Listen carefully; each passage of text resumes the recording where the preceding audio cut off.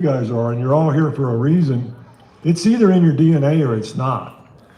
You either want to find things, you want to look for things, and that's the way I am. I'm always looking for adventure. So if you got an adventure and you think you'd like for me to join you, I'd be interested. So just call me. I've already found the greatest.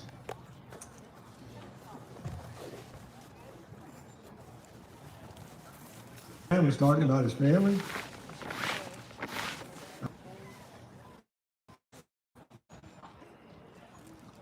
That's my greatest treasure.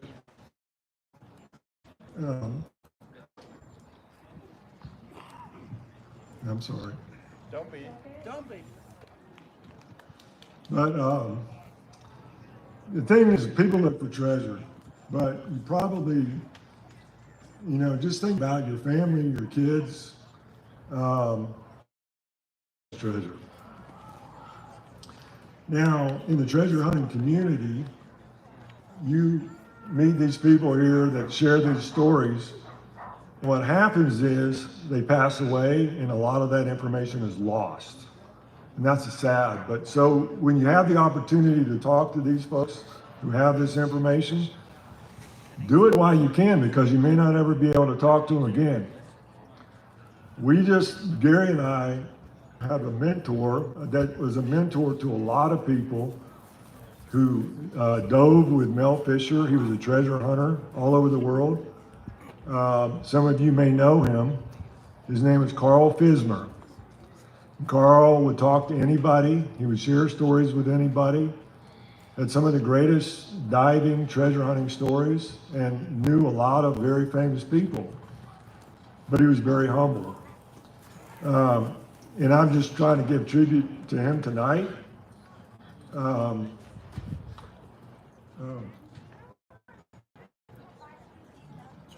Carl passed away 3 days ago.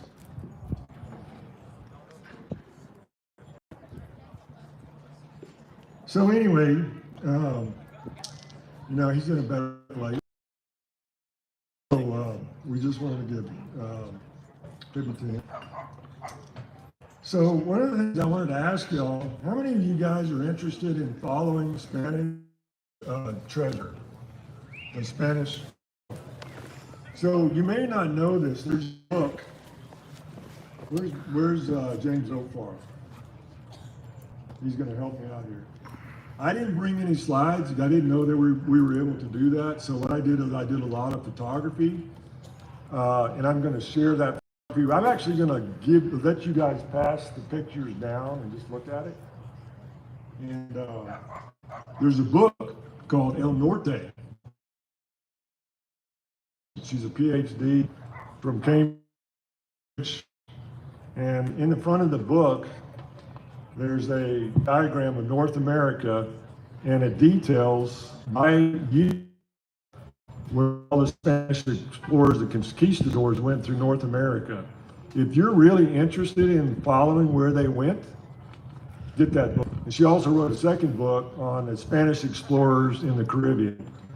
But I was going to pass this around and let y'all look at it. Is James O'Farr here? Anybody here? I need you to help pass this out. All right. So just to give you an example. No worries. Everybody talks about what happened in 1776. Anybody know? Declaration of Independence, right? We were fighting for our independence as a country. What was happening in 1776 where we're at right now? Anybody know? Spanish would come. Exactly. So while they were fighting over on the northeast of North America, make sure I'm good. Spanish explorers were here, but they weren't just here, they were all over North America and South America. So I'm gonna let James pass that out. Y'all can just pass it around and look at it.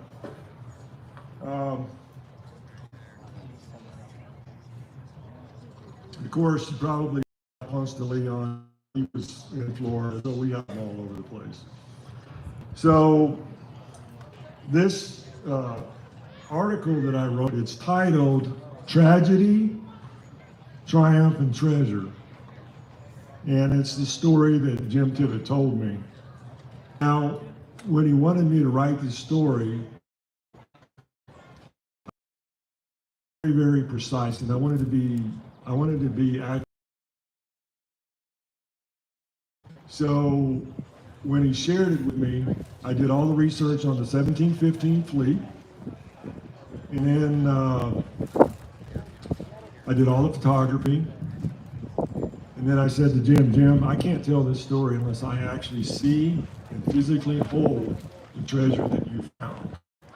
And he said, okay, come to my house and I'll let you do that. Now, what's interesting is after I wrote the story and it was published in American Digger magazine, it did really well, and I got people calling me, and they actually won a freelance writers award for it. And I've actually got probably to read it. Get this on film. So he brought in a videographer from Hollywood, who's his brother-in-law. And they interviewed Jim for about 15 or 20 minutes. And the story on YouTube is called Feet in the Sand. So if you ever want to look it up, you can watch the video based on the story that I wrote. It's Gone Digging YouTube group, and it's called Feet in the Sand. What was interesting was James was coming to visit me, and I said, hey, I got something I want you to see. And so he went with me and was able to hold all the gold and the treasure that we're talking about. Now, I will tell you, how many of you ever have held a handful of gold coins? If you raise your hand. You got one here, got a few of them back here. I don't know what your experience was like, but James and I confirm this. It's an unreal feeling that I've never felt before and I've never felt since. When you hold that gold in your hand, there's just something about it that I just never experienced before. It's just a different feeling. And so, interesting. Let's talk a little about the 1715 fleet. How many of you know about the 1715 fleet? Okay, you got a few of you. So, you know, I'm in Florida, you're in Utah, and the connection is you got Spanish conquistadors getting gold and silver and jewelry, jewels all out of South America and bringing it back. Some of those explorers went up through Mexico all the way up here to Utah. Were coming off South America, landing in Cuba, reloading, and then going back up the east coast of Florida, back to Spain. So in the 1715 fleet, it's called the 1715 plate fleet, or La Plata, meaning silver or money. The king of, there was one group from Bogota, one group from Veracruz. They loaded 11 galleons, fully loaded with gold and silver. And the other thing that was going on was the king had just gotten remarried. So he was loading up treasure for his wife, for the dowry. And it's what's called the Queen's Jewels. Now the Queen's Jewels were all loaded into a box and put into the cabin of the admiral of the fleet. So I'm going to read you just a paragraph of what was loaded on these ships. This is just a part of what was loaded on the ships, just so you get an idea of how big this was. And this was all going back to Spain. The Nuestra Senora del Carmen was laden with gold bars, doubloons, and silver. An equal amount of wealth was on board the Nuestra Senora del Rosario in 1,000 chests, and the Senora de la Concepcion, also known as the Urca de Lima, carried hundreds of chests of coinage as well. The Nuestra Senora de la Regla carried 1,300 chests of nearly gold.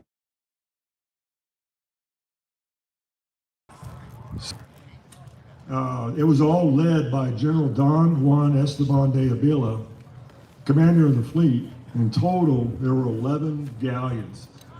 Actually, they talk about 12 ships that were in the fleet. Now, I've got to do a little bit more research, but I always thought it was 12 Spanish galleons. What we learned was one of the ships was a French ship that joined the other 11, and they were just going to join the Armada and go back to Europe. So the ships got a little bit delayed. They knew what a hurricane season was, but obviously back then they couldn't track hurricanes. So they were getting everything loaded in Cuba, and there were some delays because some of the supplies had not come from South America, from Mexico yet. But by the time they finally got everything loaded and moving, it was on, let me look at some dates here. Just I want to make sure I'm accurate here. They set sail on July 24th in the morning and left Havana, Cuba with all of these ships fully loaded. And they started heading to the southern coast of Florida. And around the 29th, the weather started getting worse. And this is July 29th, 1715. And as they got worse and worse, the captain of the French ship that was traveling with him veered off to the east because he wanted to get away, whereas the Spanish galleons all started hugging the coast of Florida because they wanted to try to be protected. Unfortunately, they were doomed. The only ship that made it back to Spain was the French ship. When I say not back to Spain, back to Europe. All 11 of the Spanish galleons sank off the coast of Florida. And it was on July 31st of 1715. And if you think about this, just think about being in one of those ships and the hurricane coming in, the wind, the rain. They're just looking for survival. I mean, it's just incredible. So there was about 1,500 sailors that died during this, but there was another 1,000 that survived. So they set up a survivors camp, what is in an area that's now called Hutchinson Island. And Spain, and of course the word got back to Spain that all of this treasure was lost, including the Queen's jewels. And today, and I'll just tell you this right up front, the Queen's jewels have never been found. So there's a lot of stuff out there. Like they know for example that there's a 74 karat emerald that was made just for her. That's never been found. So anyway, it was a bad, and obviously the king never got his money.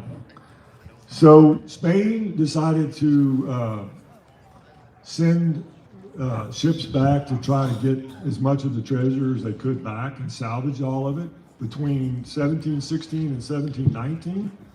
The problem is everybody else found out about it too.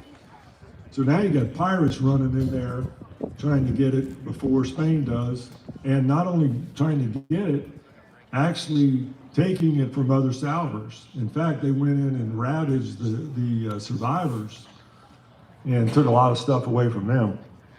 So, you know what I'm going to do, because I know it's going to take some time. I'm just going to let James start passing some pictures around, and what I'm going to tell you is, and I'll finish the story, the pictures you're going to see are the treasures that Jimmy Crossbones, found on a beach with a metal detector. Now, I'm sharing this story with everybody because this could be anybody. People ask me all the time, can you find treasure with a metal detector? And this is a great example of somebody being at the right place at the right equipment.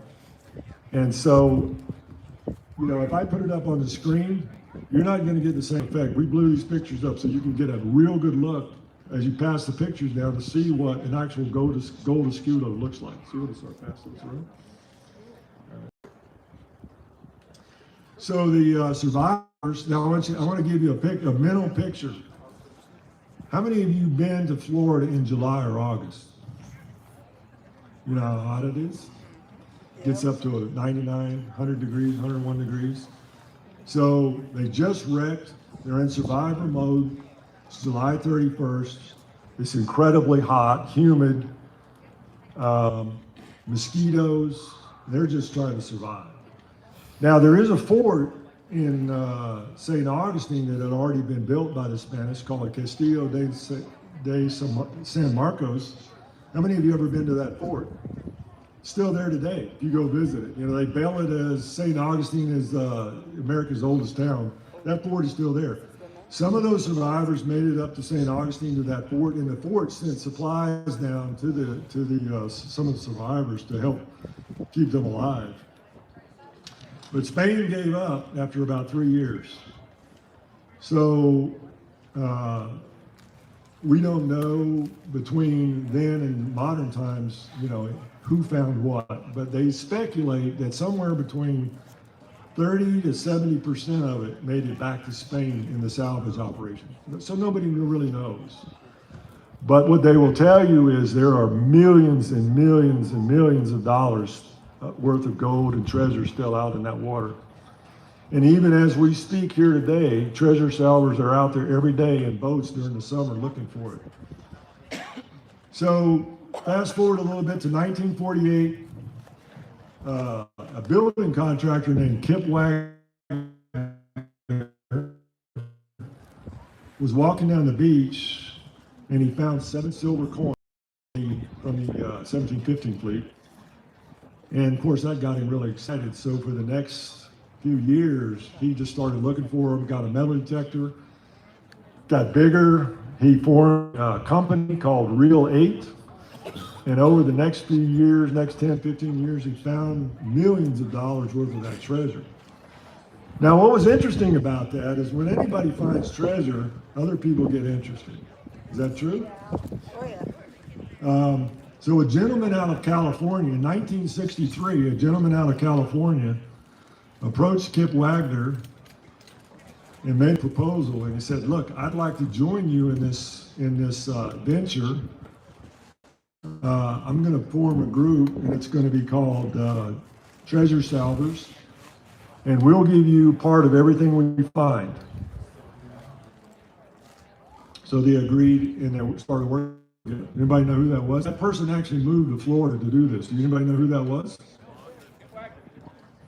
Kip Wagner was the original. Who was the person that joined Kip? That was Mel Fisher. Anybody know who Mel Fisher is? Yeah.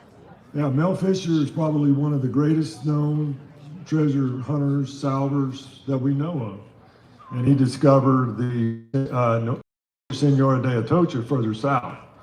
But he started out working on the 1715 fleet. So in 1966, Kip actually wrote a book called Pieces of 8, which is one of my main research books that I use to do the research. And that book's still available, so if you're interested in reading about it, you can read about the early days of that process of finding the treasure. More recently, by a gentleman by the name of Fred Bank, he wrote a book called The Real Deal, and it's called Metal Detecting the Florida Coast. And what I will tell you is if you ever come to Florida on vacation, which all of you do, get this book. It tells you where all the wreck sites are, and gives you a lot of the background information. And this is where I got the more of the recent information is from here.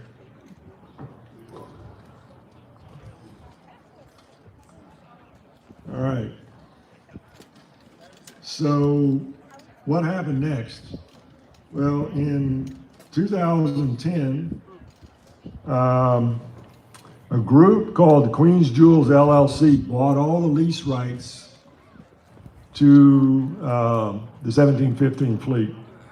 So right now, anybody here in this group that if you wanted to go treasure hunt the 1715 fleet, you could. They are the leaseholders, but you could sublease from them. And the way it works is the state of Florida gets 20% of everything you find. The Queens Jewels LLC gets 80%, and then they have to pay the boat captains their percentage of whatever they find, and then they have to pay the divers. Most of the divers out there, they don't get paid.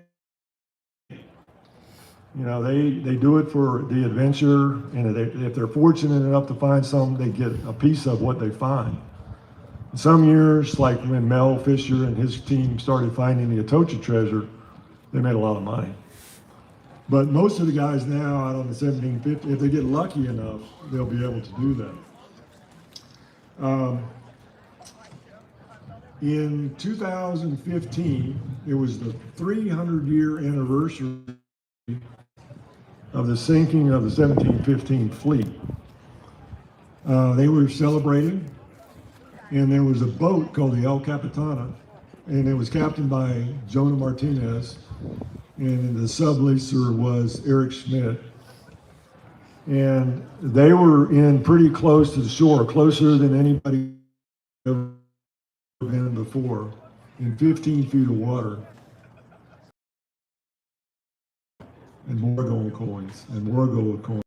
They ended up finding about $3 million worth of treasure on the 300th anniversary of the sinking of the 1715 fleet, which is pretty interesting. That was 300 years.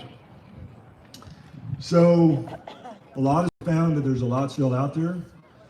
So my friend Jim, in 2018, and by the way, I had no idea where he was at. It's a very closely guarded secret. I know it's in that area, but he tells me that it's in an area that where none of the other ships that have been currently located is that. So we know that about 8 of the 11 ships have been identified, but there are others that have not been identified. This is possibly one of those ships that has not been identified. Jim was out there. Now what happens is, what do you think happens after a hurricane in Florida? What happens to all the treasure hunters? Where do they go? They all go to the beach. Everybody goes to the beach, right? So this was not a hurricane. What happened was 2 northeast storms came through Florida back to back and took off about 12 to 15 feet of sand in southeast Florida. And by the way, have you ever heard of the term treasure coast? That word came from the 1715 fleet because of all that found. So 2 northeasters come through, not a lot of people out there, very few people out there. Jim goes out there with his metal detector, and he finds some gold cufflinks. Now, they're not just any gold cufflinks. They actually have, now he doesn't really know what he found at the time, but he has a friend of his that was very familiar with the fleet. And he calls him and he says, hey, this is what I found. And he describes it. And the cufflinks have a dogwood flower on them. And the dogwood flower, to the Spanish, this was the New World, but the dogwood flower was also like a new birth. So it could potentially be very valuable or, interesting artifact. When he called his friend, he said, I think you found something from the 1715 fleet. So he went over there with a metal detector. They both started finding gold escudos, silver reals, artifacts. And of course, you can imagine if any of us were in that same position, we would be pretty excited, right? Well, he started documenting all this on video, and he got pretty excited. So I've seen all those videos. So the challenge that Jim had, his mother was dying. And I get choked up about family. But he had a choice to make. He said, I got to look for the treasure or I got to go back and see my mother.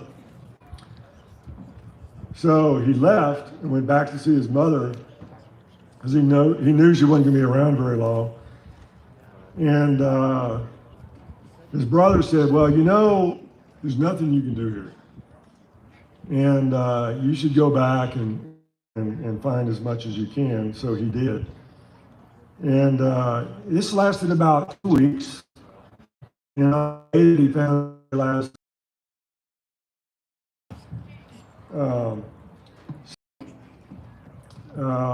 He's got all the treasure. Now, people ask me, is he allowed to keep that?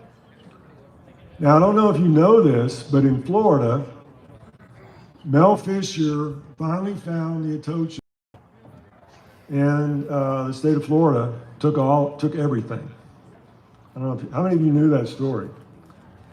Okay, what you may not know was when they took it all, fortunately for Mel Fisher, he had some very wealthy backers who backed him in court. And I can't tell you exactly how many court cases it went through, but I want to say it's around 20, up to 23 cases, all the way up through the appeals system. It went all the way to the Supreme Court. The Supreme Court ruled in Mel Fisher's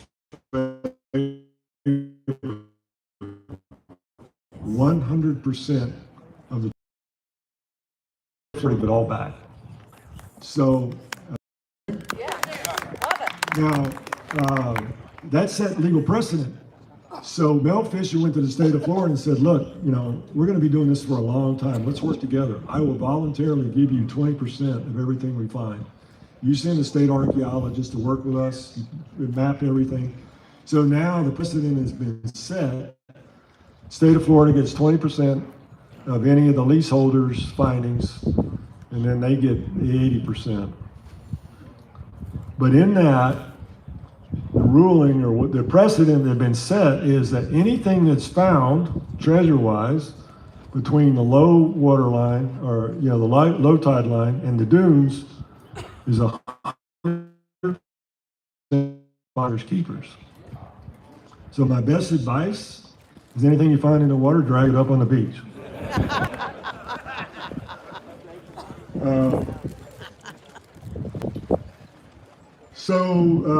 What I will tell you, I know the pictures are passing around, and I'm just trusting you that they'll come back sometime tonight.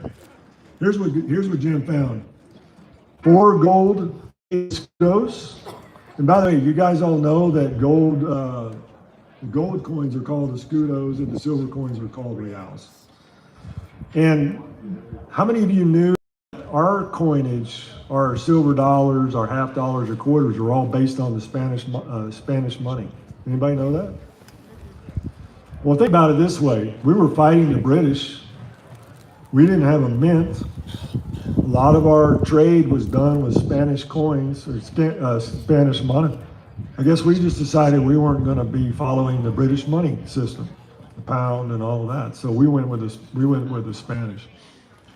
Anyway, so he found 4 gold 8 escudos, 9 gold 2 escudos, 1 silver 8 real, 27 silver 2 reals, 6 silver half reals, 1 gold cufflink, 1 small gold ring, dozens of artifacts.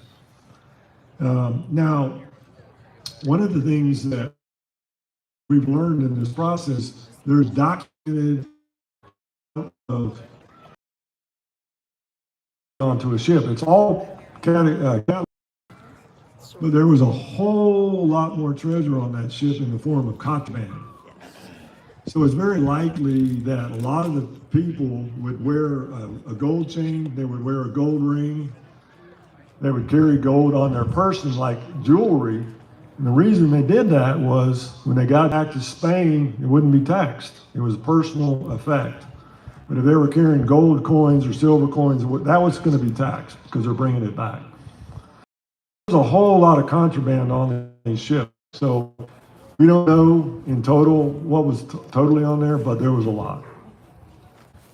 So Jim also found ship spikes, musket balls, a side plate to a musket, shoe buckles, all kinds of artifacts. That's pretty much the end of the story. It's a incredible story. Today, people that have looked at it, the estimate it's worth between $400 and $500. There's one coin that's the picture's passing around where it's dated 1712, where the 12 has been restamped 1713, which makes it more valuable. That coin is worth about $40,000 or even higher. And the last coin I'm going to tell you about, I don't know, how many of you have ever heard of a royal, Spanish royal gold coin? Okay, it's the one back here. So what they did was, they would, if you look at these coins in these pictures, you'll see that they're not very regular. They're nice and they're pretty and all that, but they're not very regular. What they did was they would take very special coins and they would make them for the king. They were perfectly circular. They were beautiful. They were the best as you could ever find. They actually found one of those royals in 2015 with Eric Schmidt's group, and that coin is worth about $500,000 by itself. So there's lots of interesting side stories. But the 1715 fleet still goes on every day, and if any is seriously interested in being a part of it, you want to invest in it or whatever. I don't know that it's I couldn't even begin to tell you whether it's a worthwhile investment. You got to look at it as like, this is something you just want to be a part of. We can introduce you to the people who would be glad to let you be an investor, or if you want to be a diver or whatever, I'll tell you all the rules and regulations. The last thing I'll tell you, and that's, unless anybody has any questions, I'll also tell you that in 2022, I spent some time in southern Utah looking for Spanish silver in some of the mines down there. So I've done some adventure, and I'm delighted to be here tonight to share this story with you. I hope you enjoyed it. If anybody has any questions, I'll entertain one or two questions. I don't know, Terry, do I have enough time for a couple of questions? Ask Kent. Kent, do I have time for a question? Anybody have a question? He's already asked. All right. You got any questions? All right, well, thank you.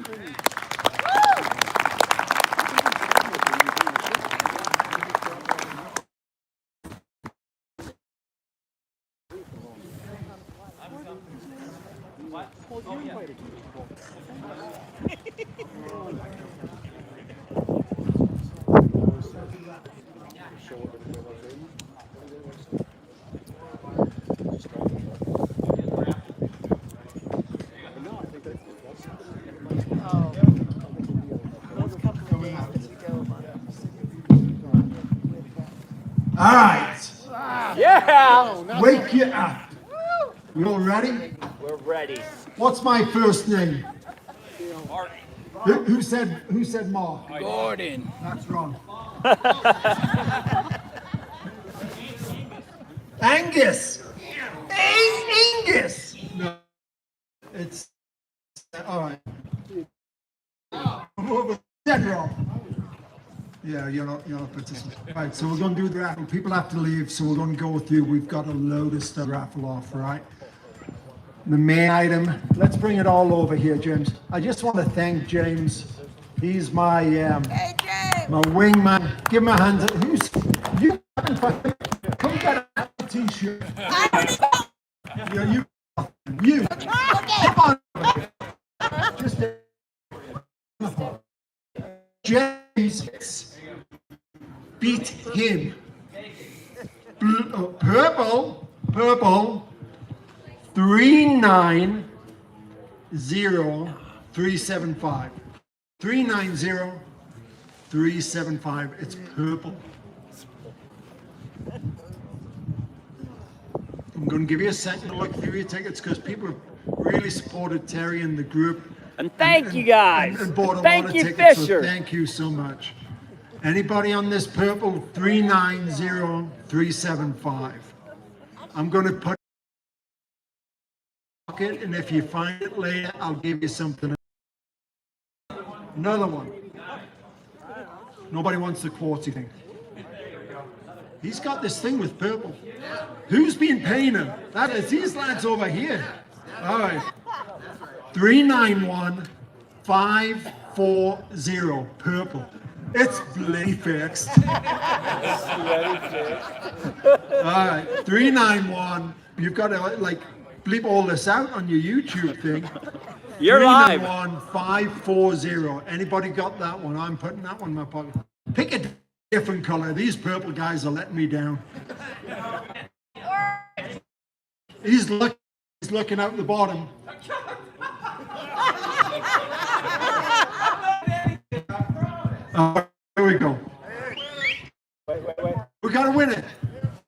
It's about bloody time. Come on, then. Who won? Come on. Let's go. Purple again. 391370. If it's that same guy, I'm going to go crazy. 391 purple 370. 391370. Don't be looking, James. He's watching. He's my 391370. Anybody on that one? Oh, it's in my pocket. All right, Jimmy. Another purple.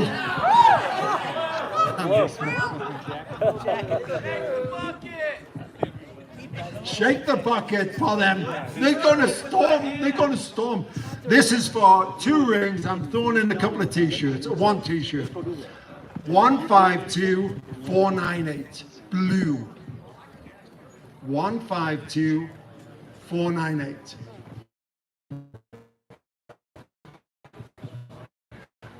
Here we go. Are you messing?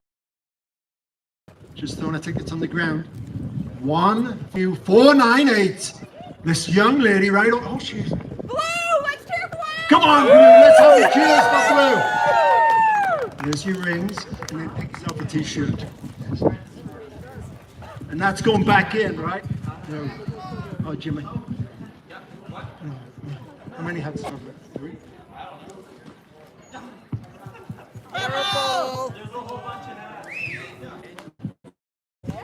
Purple. 390677.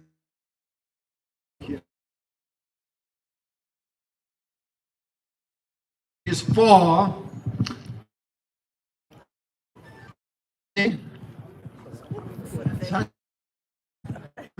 390677.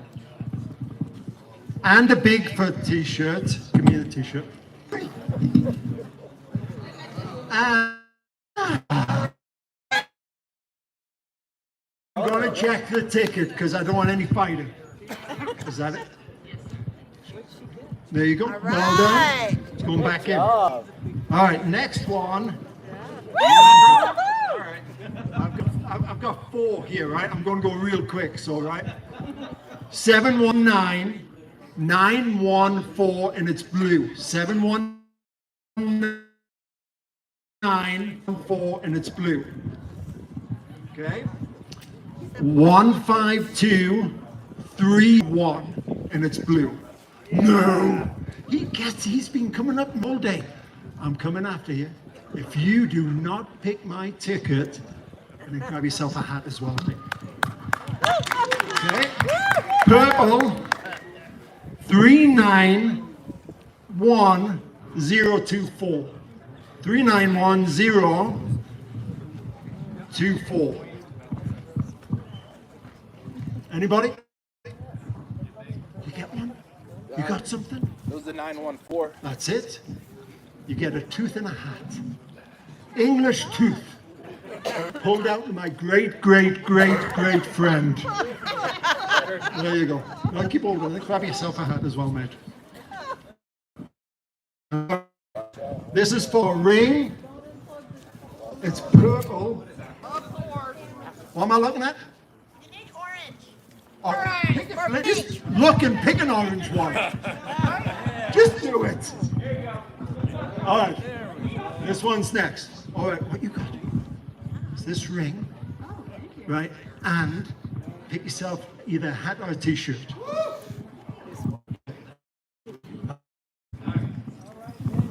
This is for my great Uncle Terry's friend's tooth. All right. Here it goes. 900439, and it's orange. And if you're not here, I'm just going to go bloody crazy. I'm going to go crazy. 90. And if you don't have it, I'm not picking another. I'm putting the oranges back if you don't come. 4. It's not you again. Come on, you little. 152434. Just grab yourself a t-shirt. Yeah. grab yourself. I think there's.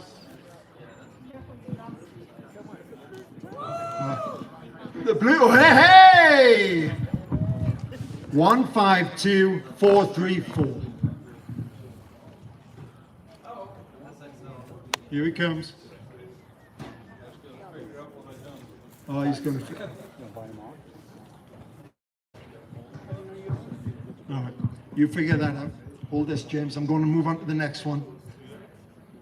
All right, this next one is for James. He's going to come home with you. He's going to cook, clean, do some yard work, plus clean your car. All right. James, what was that?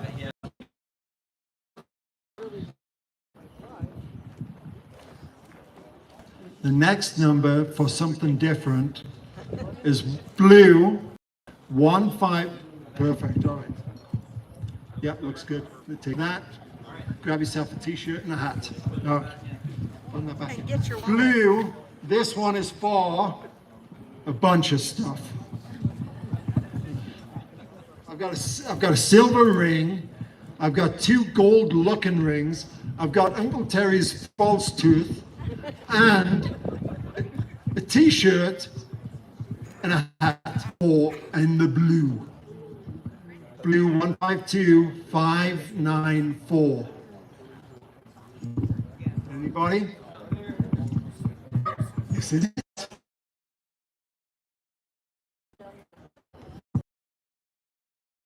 It's looking a little bit sketchy over here. He's got a hat with an orange thing on. Perfect. Put that back in. Grab yourself this treasure, and then a hat and a t-shirt. All right, what am I doing here? I've got a silver ring, a gold look. Actually, let's do 2 silver rings, a gold looking ring, and 2 hats, no, 1 hat and 2 shirts. All right, and you better pick a color because I'm pink. Pink! Who called pink? Who called pink? Who was the one who said pink? Back there. Was it you in the blue? Who said pink? Put the hand up. I can't see, man. I've got glasses on. Did you say pink, young lady? Come and get yourself a t-shirt for free because you're fantastic. All right. Here we go. What? All right. Pink. 155. Check your tickets as you walking. 155. I was trying to talk like I was from Boston. 155638. Pink. 155638. Pink. Yeah, just pick yourself, just whatever you want. You get it? Here we go.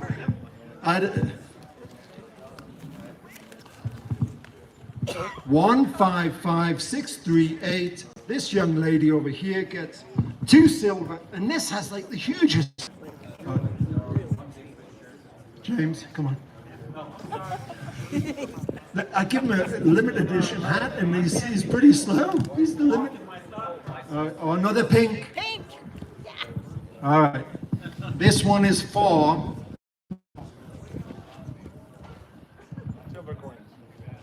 No. It's for a silver ring with a. Oh, I better not put it on that finger. I forgot I'm in America. And I'm on YouTube.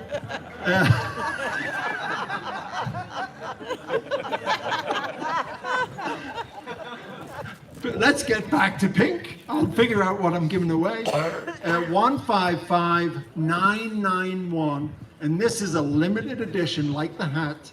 Silver ring with a sapphire stone, and you'll get that, the rest of the t-shirts, and a hat. And if you don't want all the t-shirts, give them to your friends. And I'm English, I have no friends. So we'll look at, all right, except James. Pink 155. I'm doing it good. It's 11 minutes. We're getting through it. 155991 pink. Anybody? All right, it's going back in. 991. 991, sorry. What color you Don't got? put it back in if we're not here. Anybody? This one. Wait. Don't be moving. Are you coming? Are you coming? Come on. All right, he doesn't want it. You. Where you going? Is it? Oh, that's all right. He's going to the loo to see Stu. To have a, let's move on. So, 719656. Anybody? Oh, good grief, these blues are letting me down tonight. Pink. Let's. 154032. Pink. 154032. Pink. Here he is. Dude, this. He's with the girl. It's. Okay. I didn't set it up. She put it. That's all I'm saying. All right. But it's good because you can give that young lady this limited edition silver ring. Oh, wait.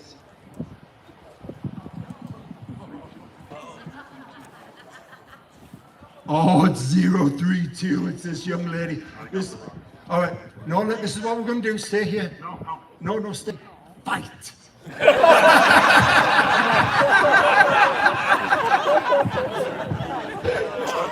Oh, wait. Come here, love. You get these. Because I know your group, they love my t-shirts. Take all the t-shirts. Take them all. I'm not bringing anything back to Boise. That's all I'm saying. So take them all. And do you want a hat? They match your sweater. All right. So now we're going to give away this. This is a gold ring, and it's real gold. It's not like the other ones.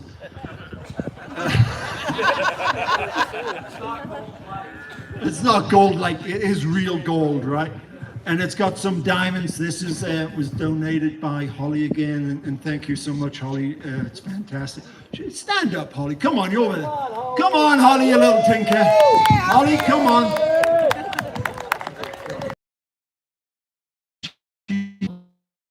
But she, because she's got a lot of no. Oh no! Excalibur. They are fantastic. Their shovels are fantastic. So, am I good? All right. So what he's going to do is he's 5 shovels and diggers. He's fantastic. He doesn't know this, but he's doing it. I'm just so I'm going to do the Excalibur hat and T-shirt. You know, we're doing the hat because his dad didn't want to wear the hat. He likes his other hat. So anyway, moving on. Now we're doing it now. The ring and this. Pink. Come on, get ready. Get ready. Ready. Pink. 154450. 154450. Pink. Now you can all come and run, and we'll have fight. This is gonna be fun fighting for this. It's gonna be great. All right. Nobody? Pink girl? Pink? No.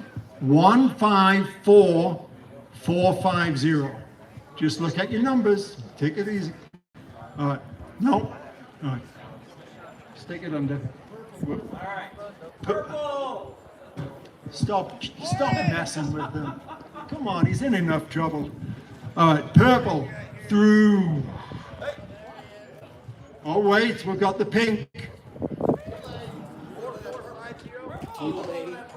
Wait, I'll do the purple in a second.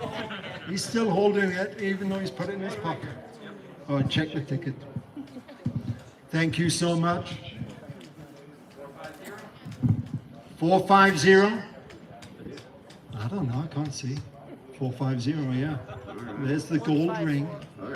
If you've got a significant other, give it to them. And the hat and the t-shirt.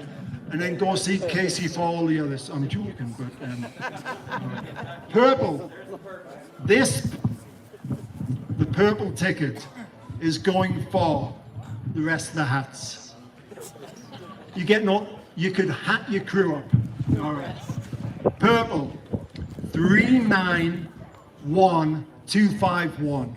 391251. And you were shouting at me for the purple. I don't blame you. I would have been too. Purple, who got it? All the hats.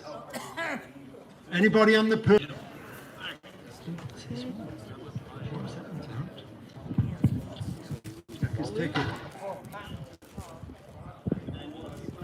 Hey, turn around and show the crew. It's champion. It's champion. There you go, man. All the bloody hats. And if you don't want them all, throw them to people because they'll love you. Because he's champion. There you go, man. Hey, thank you. All right, I'm going in deep. Oh, don't give him the hat. He doesn't like hats. He came back and yeah, anyway, moving on. This one is this is the third prize, right? We've got 3 things left. Sorry. This one is for a Morgan, also donated by Holly. 1888. Sorry, 1883. Now, because I love silver coins, I was so tempted to buy a raffle ticket. But because I've got to be impartial, I can't do that, okay? So this raffle ticket it's got a name on. Just want to remind my name. No.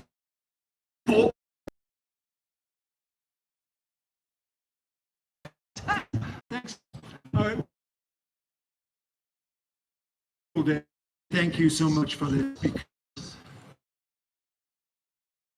It's worth about $50 for this coin, grade that it is. So it's a really good quality Morgan dollar. So thank you so much for that. I'm being very humble on this, and we really appreciate your support on that. So here we go. I'm going deep. No. Orange. Now, the box. I'm not taking anything home. Just wait until I get to the bucket. You're going to have all these raffle tickets to stick on your wall. It's going to be great. All right. The number is, for the third prize, 900629. Now take your time. Okay, there's no pressure, but you have 10 seconds. All right, for the really nice silver coin, 4 seconds left. 900629. I'm only joking. You have another minute. Maybe less. Really? Any orange tickets out there for 900? They're brutal. I tell you, I would do the same. 900629. James, I'm trusting you. Pick another one. You see, I want James to pick it, so if the person comes up, I can blame him. All right, here we go. Purple is not the color.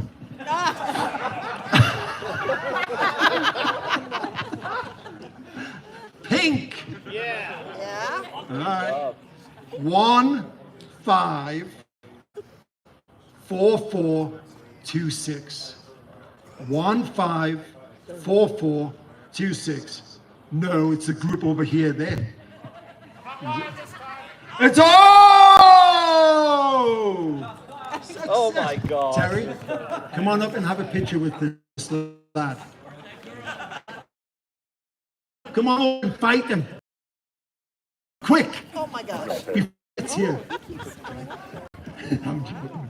Right, I'm going to have James check. Terry, come on up. Want a picture with the third place.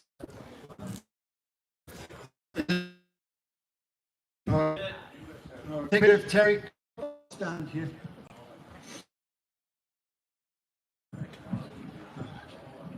Right, hold the coin up so we can see the coin, man.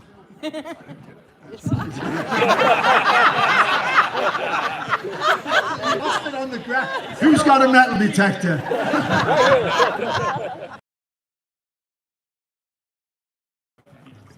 You could put it over like Bigfoot's face. 1, 2. Great, and I'll do this one because.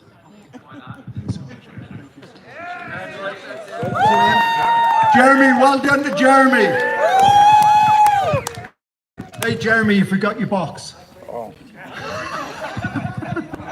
at the garbage. All right. Yeah! Woo! Now, this one is for the blanket. Terry, come on up and hold this beautiful thing. Now this is being held. Come on up here, please. Don't look at Terry. Diane, come on up here. And donated this. Yes. Come up here because this is absolutely beautiful. So this is handcrafted by Diane, and it's just beautiful. And this, I wanted to give it justice because second place, it's just beautiful. Diane, thank you so much. Okay, well, I'm ready. Are you ready? Ready? Blue. All right, girls. Fight him. 719720 in the blue. 719720 in the blue. Is you? You? I'm looking at the blue. Pick again. 719720. I can only hear 3 of you. I don't. Go orange! Purple. Purple. Yeah. Orange. 3, 9, 5. So I'll say that again. 3905. I'm just messing. These people have to drive hours to go home. I'm sorry, lads, but I'm just having a bit of fun. 390895. And if you don't win, I'm just going to cry. Is it you? Come on up and get it. Come on. I'm crying. Purple. 395085. Everybody give this young lad a round of applause. And let's stand this way and get a picture of him next to it. Thank you. 395. 719. Huh? No. Blue. Still digging. The one you put in your pocket. You want to put him up? Let's check that. If that's the, we'll be good with that one because that one doesn't come. Check that number. 720. 720. Come on up and get it. Yes. All right, 10 minutes.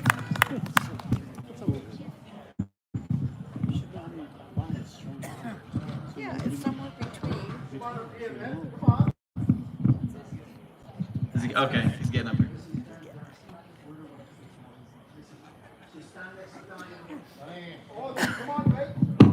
Oh yeah, he bugged.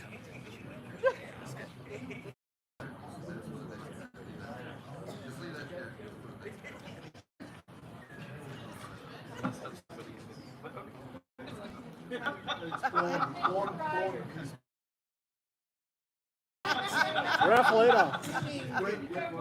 Drop chicken fish. Don't step back. Back. Step back. Step Yeah, back. don't step back. Step back a little.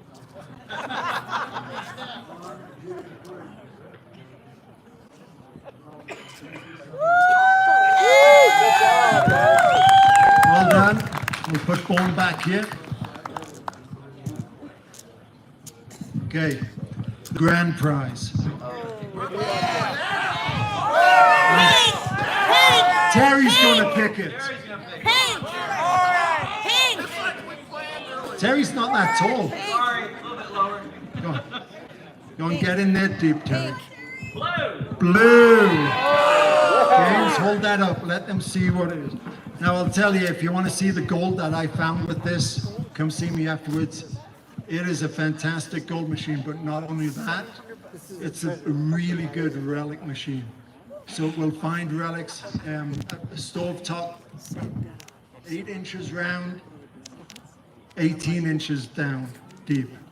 It's going to find some big rusty iron things as well, so that's good. Blue. Tell Terry, he picked it, not me. 719 604. Yeah, they're not here, so go ahead. All right, put that back. No, I'm joking. 719 604. That's mine. Right on. Bingo! Good job. Winner, winner, happy man. Check his ticket. Checking his ticket. 719 60. No, that's wrong one. He's the winner. Stand there.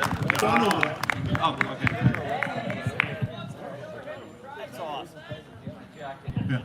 Just to let you know, I know where he's parked. Just wait for him out the back.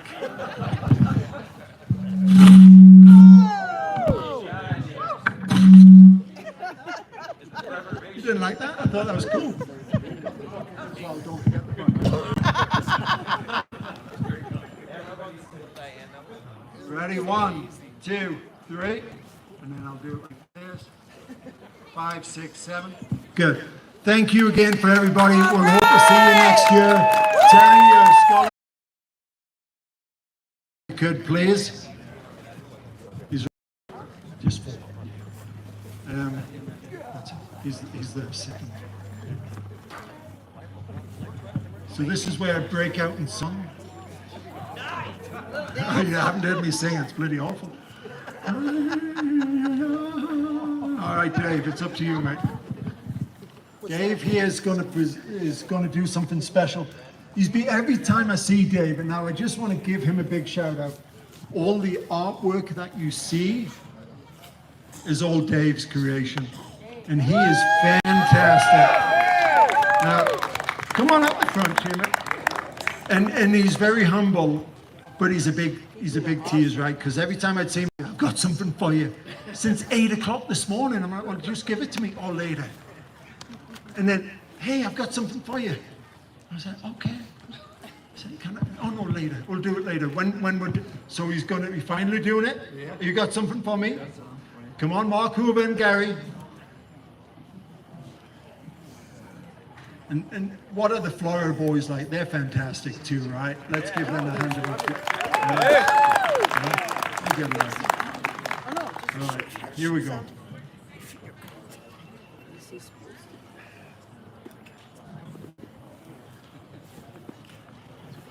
Wow. What Dave's given us here is a plaque and then some really, really cool artwork that was on the table over here. Look at that. This is fantastic. All right. That's beautiful. There's a few vehicles out there that are double parked and people trying to get out. If you know you're double parked and out in the road, people may be trapped in with your vehicle. You need to probably go move it. Yeah. So if you have a chance, just do that in the next minute. We'll take a break before the next speaker. Okay. Wow. Thanks. Thank you so much. Thank you again, everybody. You've been very hospitable and wonderful, and I really appreciate it.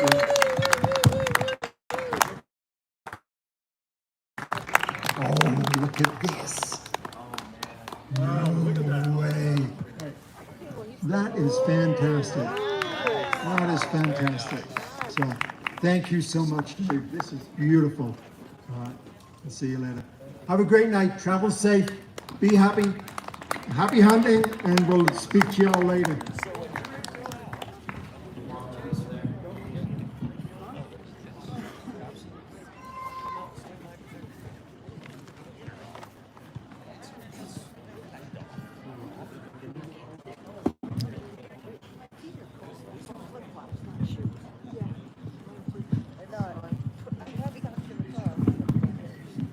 All right, it's time for our final speaker.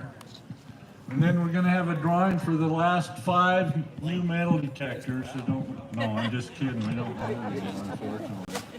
I thought I was supposed to win them both, but I didn't get either one of them. Something went wrong. Last speaker, Robert Kreider. And he's going to be talking about Bigfoot. Yeah. Although I think he also knows a lot of other stuff too, but he's going to tell you. In rugged areas, of course, as most of you are well aware. And that just happens to be as well where these creatures happen to occupy. Now, why did they cache things because they were there? Is it a coincidental deal? Are they there because of the caches? We don't know. We can surmise and have ideas, but we just don't know. So it's fun to talk about. But regardless, we were exposed to these animals, creatures, beings, on a very common basis when we were on these locations. And it just became a fact and just a matter of every single day operation for us that if anything like this happened, it was just par for the course. When you have a job to do, especially when there's finance people or anything else, or you're doing it for an agency or whatever, you've got a job to do. And just because you saw something wonderful and anomalous doesn't mean you can go up there and take any time to examine it. So needless to say, we got to a larger scale in the treasure recovery world, very large scale, and I kind of got a screwball deal on that. Some of the times the big ones go the farthest downhill. It left a pretty bad sour taste in my mouth, and here I was sitting with the ability, methodology, equipment, and personnel to do that kind of work on a high end. Well, I just said, screw it. I saw in 2010 the Bigfoot stuff that was coming up, and it was basically some kid riding a quad with an ice cream cone or whatever it was, but they were making a joke out of it. And to find anything viable was absolutely impossible. Well, it just so happens that I had recorded and videotaped a Bigfoot during a treasure trove examination or a recon mission. And we were actually jogging through a low valley of mesquite, and the guy I was with yelled out the words Bigfoot. This isn't someone who would ever expect it. It's out in the New Mexico desert. It's nothing but ranchers. They never think about seeing that thing. It never comes up. But it even almost a half a mile on the ridge line, standing up, facing the setting or low sun, this thing stood out like a sore thumb. Huge black silhouette. So we stopped. I got the camera. We had a financer at that time, so we had a pretty crazy camera with 120 power zoom. JVC, one of the new digital tape cameras. And we got shots of it and zoomed into it. And it turned out to be pretty amazing. We can make out the eyes and the fingers and other things on that form. Regardless to say, I was sitting on this video since 1995. So in 2010, when I saw the garbage, I threw that thing out there. And I saw the response I got and what happened. And this is right after that treasure thing went sour. So I thought, you know what, screw it. We'll just throw all of our resources and personnel toward this subject. Nobody can greet us out for this. We can make a huge difference in the world. Let's see what we can do. So we began to put that out. We began other things, and we applied that methodology. We were actually really, really successful. We started doing high-end audio work, building dishes, about 36-inch snow dishes, putting them 22 feet across or above the ground, and tracking these things with audio, then going down and seeing their activity. We began to get a lot of data. It so happened we happened to be in a very fortunate location, and we ended up being utilized by universities who got wind of our work. Through this presentation, you'll see not only a lot of the results of these field studies on our private basis, but you'll also see a lot of the stuff that was gleaned during the university level field studies. One in particular lasted an entire year. It was conducted by the University of New Mexico Gallup. And they took this situation very, very serious, and we were directed to conduct this study. At the end of which isn't like you'd expect, which is why you've never heard of it. Or most of you, I'm sure. I'm going to go ahead and get into this presentation now because it'll begin to tell the rest of the story. You've got to, thank you. So this presentation is on the ecology, behavior, and man versus ape. And we're going to discuss a little about the DNA fiasco and why you don't know the truth about these animals and what they really are. My name is Robert Kreider. My company is Kreider Exploration. And if this thing will move forward, we'll be happy campers. So I want to start this with a quote by Sir Conan Doyle. It describes truth in every way that he knew. When you've eliminated the impossible, whatever remains, however improbable, must be truth. And that's self-evident through logic and through deduction. So don't let people tell you that something isn't true when you know it is, or when you see the evidence for yourself and that's the only story it tells. And they have to go out on a farther limb to dispel it than the factual evidence actually presents. We're going to start with the ecology, diet and acquisition. So one thing that a living animal or living creature has to have is sustenance. This isn't a mythical beast. There's not just one. They have to have a population. They have to have everything we have. And that means as a primate, they have to have greens and things like that in their diet. And people don't think of, in desert regions and things like that, they don't necessarily consider, and biologists often don't consider when they're talking about their caloric intake, what they're going to need. And we've seen resources often utilized like algae, potentially even just eating just algae and sand when there's nothing else to eat. Greens, I'm sure a few of you are aware, some of this stuff can survive even under snow cover. It'll stay that stuff for there. Russian olive, something you're all very familiar with because it's prolific in the Uinta Basin. It's also prolific all over the United States. Well, it's not a native species. It's an infiltrator species. And this species alone has allowed them to move all over the U.S. because it represents what we call subsistence. It represents a mainstay of the diet. When you haven't got anything else, you're just hungry, you just wake up, do whatever you do, you got the kids, you got everybody, they sit and just munch this stuff ridiculous. Now, it's very high in protein, high in carbohydrate. It'll last all year long. It can be harvested and eaten even when it's not ripe, and it makes a great food source. Also, as you know, Russian olive have thorns 1 to 2 inches long and represent great cover. They also grow in a specific manner that if you go underneath, you can kind of hollow out tunnels. And we see this in the Russian olive as they utilize it for occupation and habitation. And they weave the branches together and they'll carry them in and weave them all over and create these tunnels. And then they'll clean the bottom of them. And we've seen where you could go through the Russian olive on your hands and knees in the dark and never get stuck by a thorn because it's absolutely clean inside. Pinyon pine nuts, something else we should be familiar. So as altitudes change and in different environments, so if you have a riverbed, the riparian zones in high desert regions, you go up elevation, you don't have that Russian olive food source, but what you do have is pinyon nut, and they change to that. And I'll show you a later example of how that's true. Juniper berries. These aren't necessarily considered as a food resource by most biologists, trying to occasionally sugars, their caloric intake or whatever. And these things are gleaned through sources that we just would think eat. They're extremely astringent. You try to eat one of these things, they pucker you up. They're horrible to try.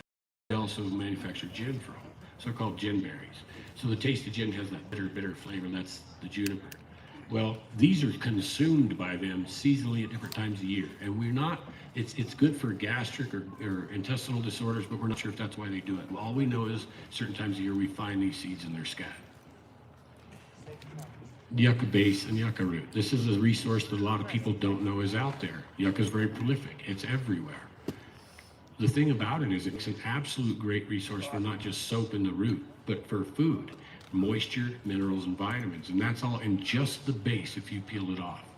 And what we see in this example is by a place called Blue Lake in New Mexico, where it's very dry, very arid. There's a lot of cedar barrens, and the little higher altitudes have some pine. At this location, they had been harvesting yucca, pulling them out of the ground, ripping them off the root top, and that's super hard to do. Bear dig them up because it's super hard to rip this off. Most bear can't even just rip them clean. They rip them off and then they peel them and just take a bite out of the base of each stalk. And in the right-hand photo, what you actually see is the scalloped edges from the teeth marks. And you'll see they match about the size of a human thumbnail, and that would be the front incisor. Diet. Birds. Birds are a major component of the diet of the species. They're usually easy to acquire. If you have good night vision, you're patient and you're quiet and you're observant, you can see where birds roost. And if you know that, you can walk up at night. If you're very quiet, you can just grab them. Most birds are absolutely useless in the dark. They can't see and they'll wait to flush. If you don't do anything abrupt, they'll stay right there. These just represent, it's just like picking them off the shelf. In this example you see here, we have a standard woodpecker. These are a favorite thing, believe it or not, because they'll go up and stick their fingers in the woodpecker hole, pop out the side of the tree and grab the bird. It can't fly away or nothing else. And what we see on the right is a deposition of feathers. And these are indicative of their attitude and behavior, because what they do is pluck them and pile the feathers. They're the only creature we know that'll pluck the bird before they eat the bird. As well, there's never a beak or feet. Most animals that would part out a bird in any way like that would leave those parts behind. And we also see that the feathers, in this case, are in a very defined, neat little pile. That tells an awful lot about what we're dealing with, because they're not scattered anytime. They're always like this until the wind gets them. In this case, we were probably 15 or 20 minutes behind this feeding event. Some of the stranger foods, and to show you the diversity of the diet, and something that I don't think anyone would really expect out of a creature, even though critters try it, is porcupine. And on the left-hand side, of course, you see a standard long quill southwestern desert porcupine. They're horrible animals. Most of the time they live underground. They're hard to get anyway, or they climb trees and eat trees at night. Regardless, there's not a lot of critters that mess with them more than once. As you can see in the right-hand photo, that's actually a scat sample. And it contains a chunk of skin about 3/4 inch across, quills and all, in the scat. And the rest of the scat is comprised of sand and other stuff. So what we're seeing here is a situation when they're ready to eat sand to fulfill the need of hunger and eat a porcupine.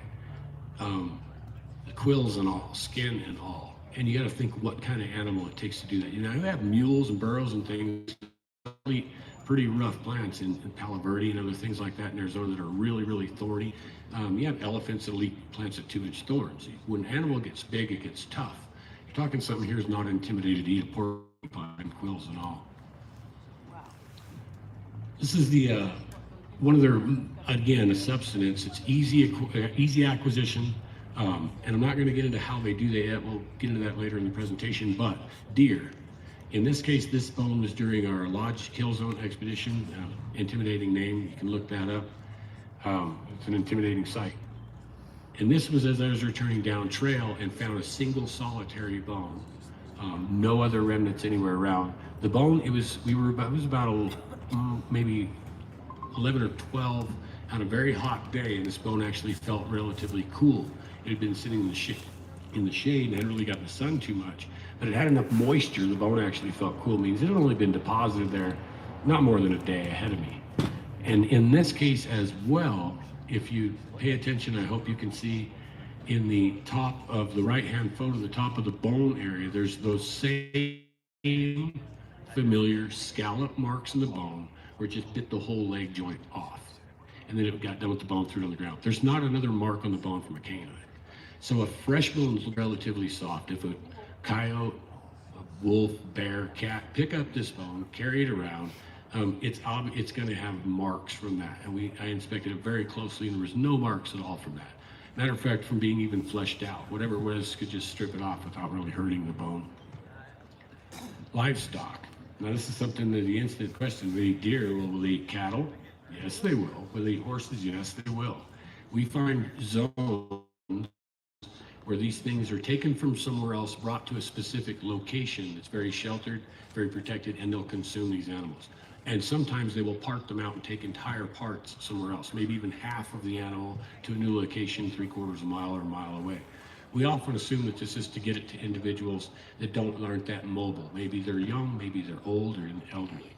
But of course, if you see in the right-hand photo, again, the same scallop mark from the incisors taking that knuckle off that bone. And again, no canine marks or scraping or scratches on the bone whatsoever. Oftentimes, they'll as well crack cow bones open to extract the marrow. Here's another one that's familiar with a lot of other animals, and most often bear, and that's grubbing logs. But there's unique aspects to when a bear grubs logs, because it has two things it can do that with, its teeth and its claws. Those are always going to leave marks. There's no time you can claw or tooth a dead log apart and not put scratch marks on it, or punctures. In this case, primarily, there's none of that. Matter of fact, what you see is the top of the log entered, not the side, which is also unusual. Side and bottom's easy because the stuff just falls. In this case, they were picking the pieces off the top and even setting them to the side, picking them straight up, setting them over. Nothing really does that. We know this for a fact. And what we see in their scat often is where they're not only going after the beetles, but they're also going after the grubs that are in the logs. They're also even getting the pulp wood that the larva is depositing as it eats, which would be its refuse or its scat. And they consume this. And why, I don't know. We should check sometime. We want to see if it becomes edible after it's been consumed by the organism. This is acquisition and the method. And in this case, we talk about tool use, but we know crows use tools. We know a lot of animals use tools. If you're dropping water into a container to raise the level of the water so you can get a drink, you're already factoring displacement and a lot of other factors that kids don't live until they learn until like the 5th grade. But crows are figuring this out. So it just shows it can be indicative. And in this case, what we see in the left-hand photo is a drawback of a burrow. And we see in the bottom left of that, there's a stick laying there. What we're looking at is the scene of 2 subjects who left prints, who came here, used a stick, excavated this burrow to pull out whatever animal was in it, presumably a rabbit or whatever from looking at the type of burrow. It wasn't that open. It would have been a hole going in and turning to the right.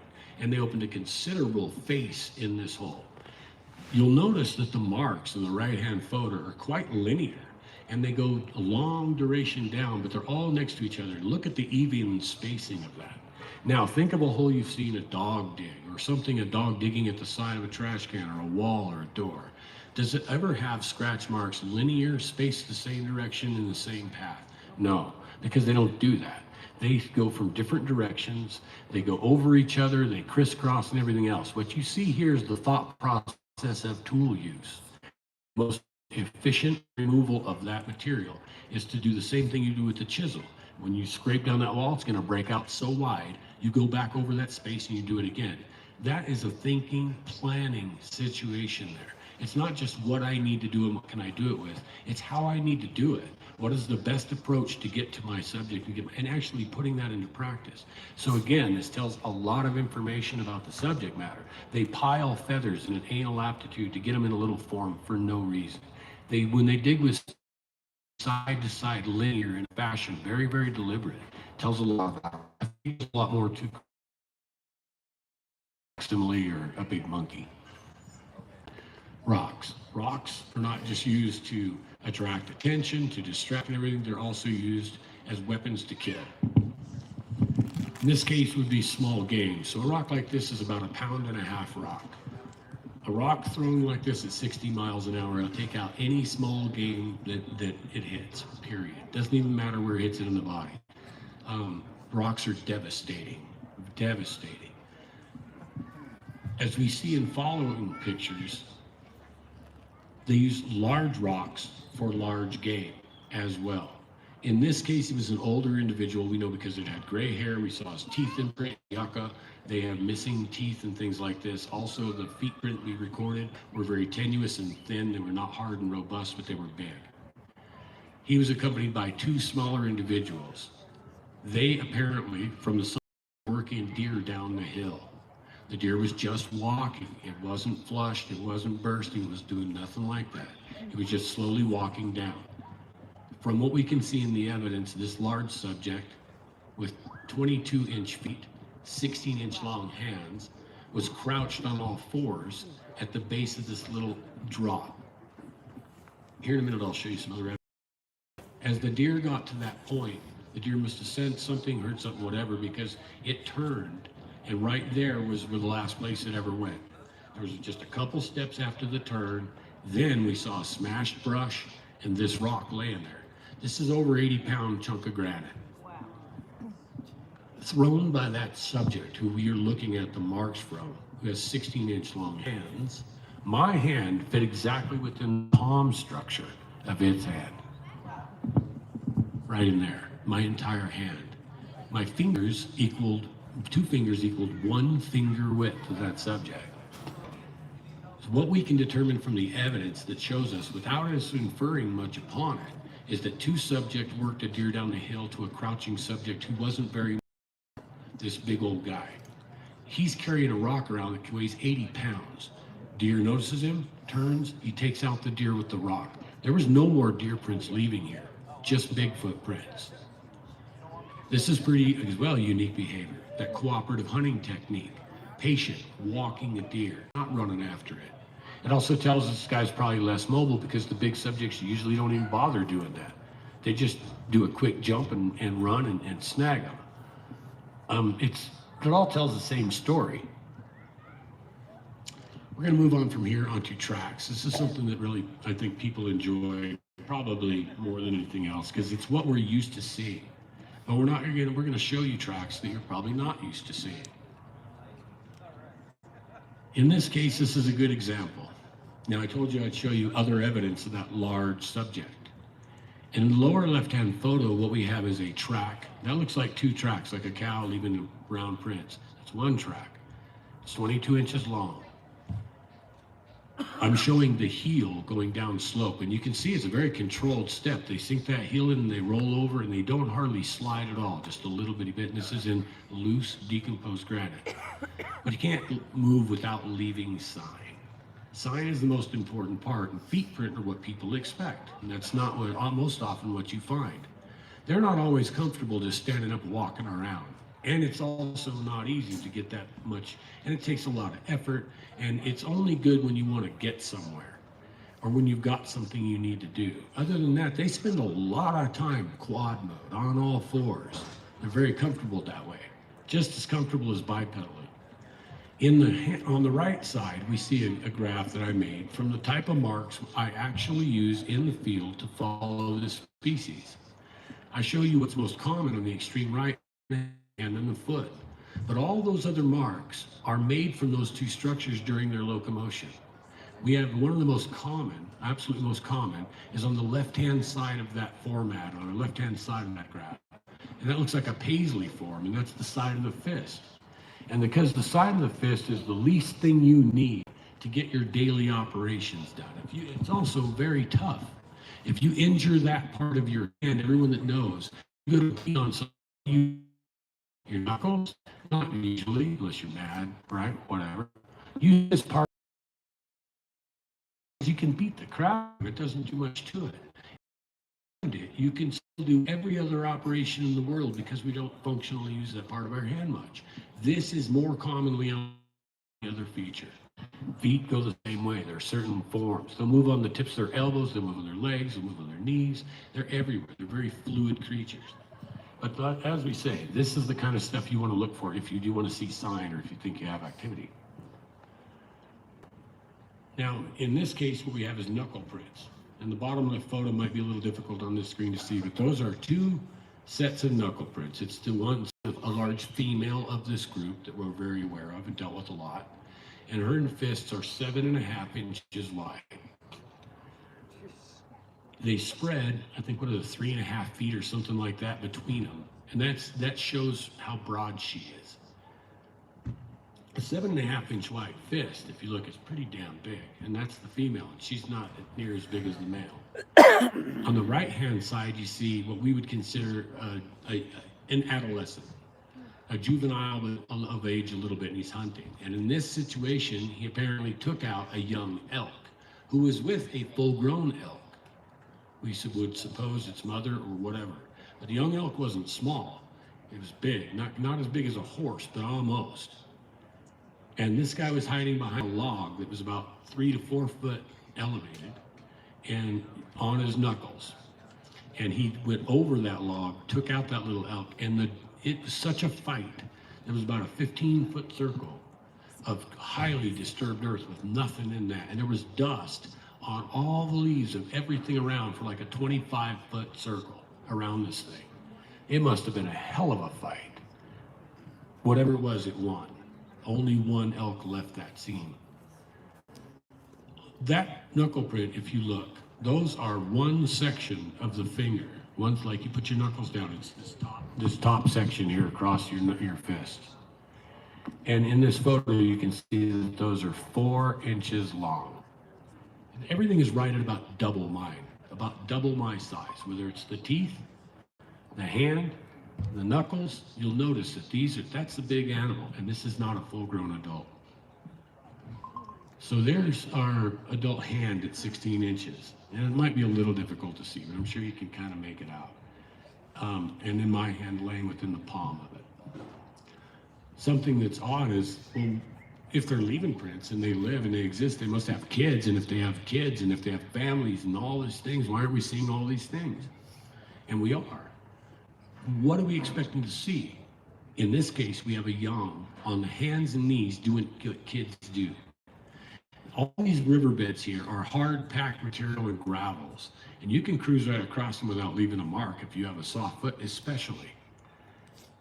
In this case, apparently a young juvenile saw the sand, went up on the hardback, jumped in the sand, pawed across the sand on his hands and his knees, on his fists and knees, and when he got to a point, as you can see in the top of the right-hand photo, those marks stop. They don't go anywhere. They just stop. Well, how is that possible? People say, well, in some situations, who knows, portals, whatever. But in some situations, it's not always as it seems. An adult had picked him up out of the sand. And we see this often, where the kids will go out, start leaving marks, and adult will go snatch them.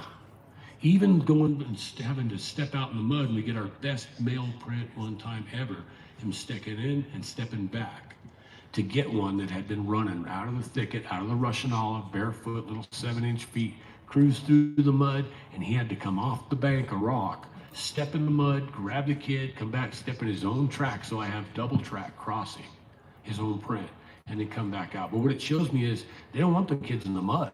They don't want these kids in the sand. They don't want them leaving marks.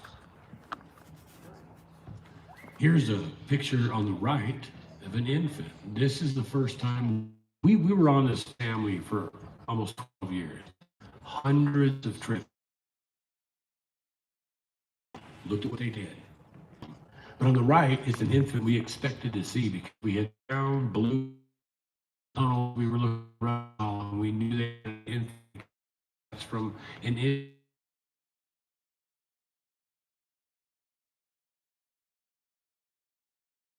Well, this is what we'd found. And then in a very short time, we found the length of an infant the first time you're setting this guy down. That's a pretty big infant.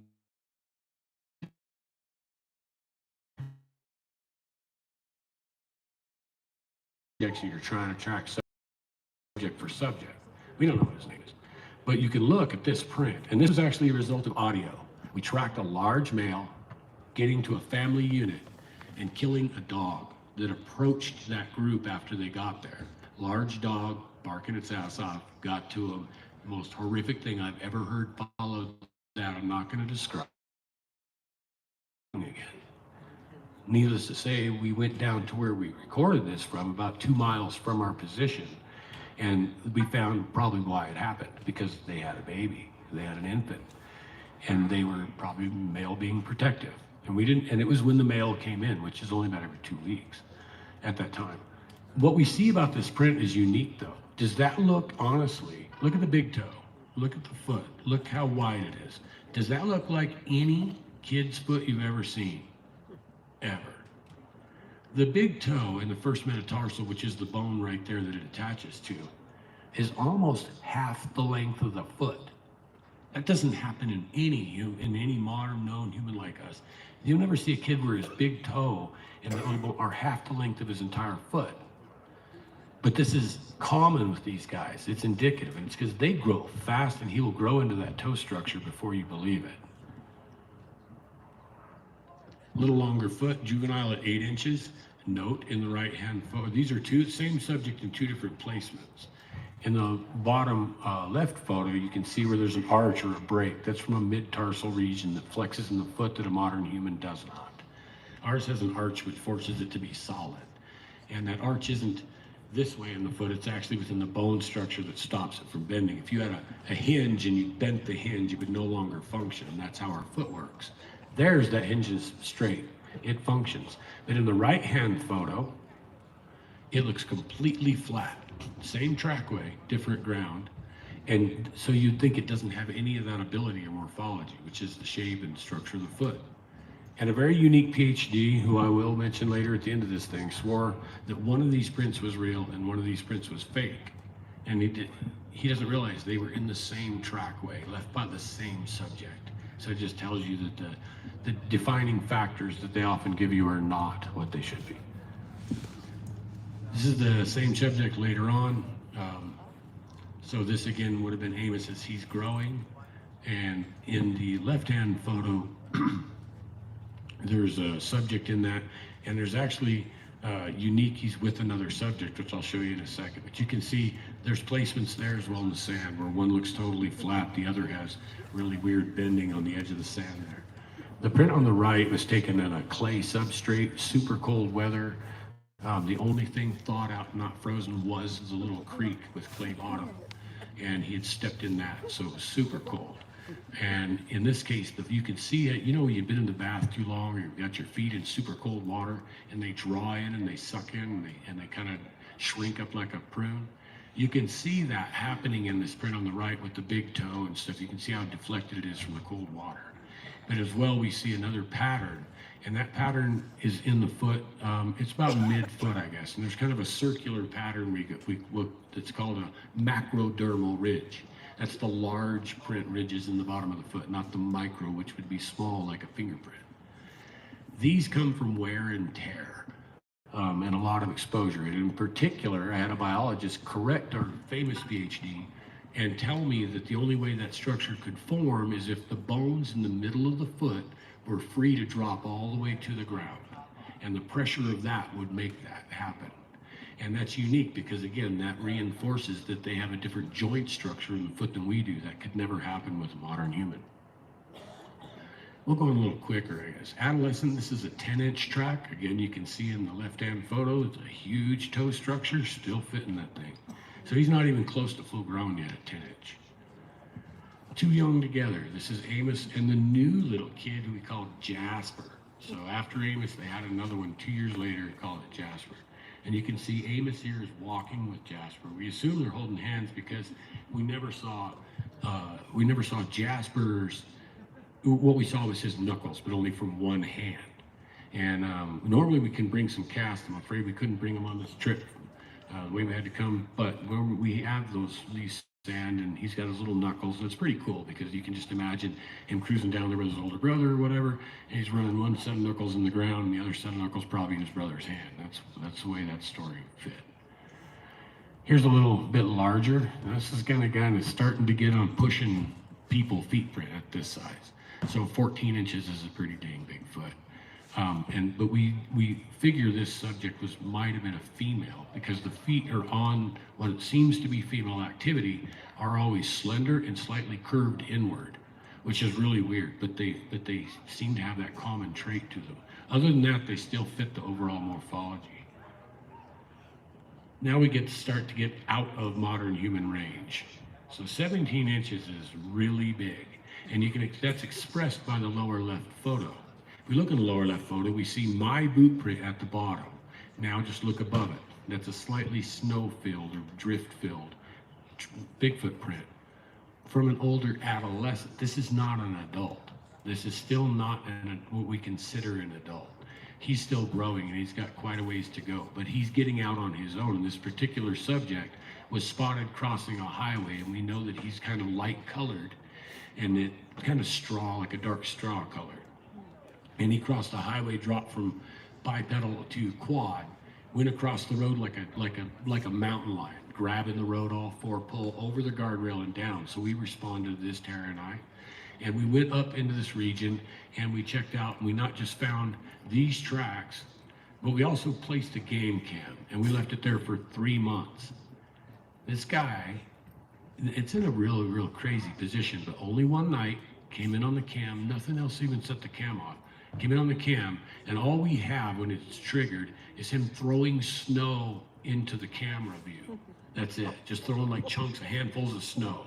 He apparently had triggered the light, came on, didn't get him. He responded to that and just throwing snow in front of it. And then his tracks go right back up the mountain, and we never got sign of him again.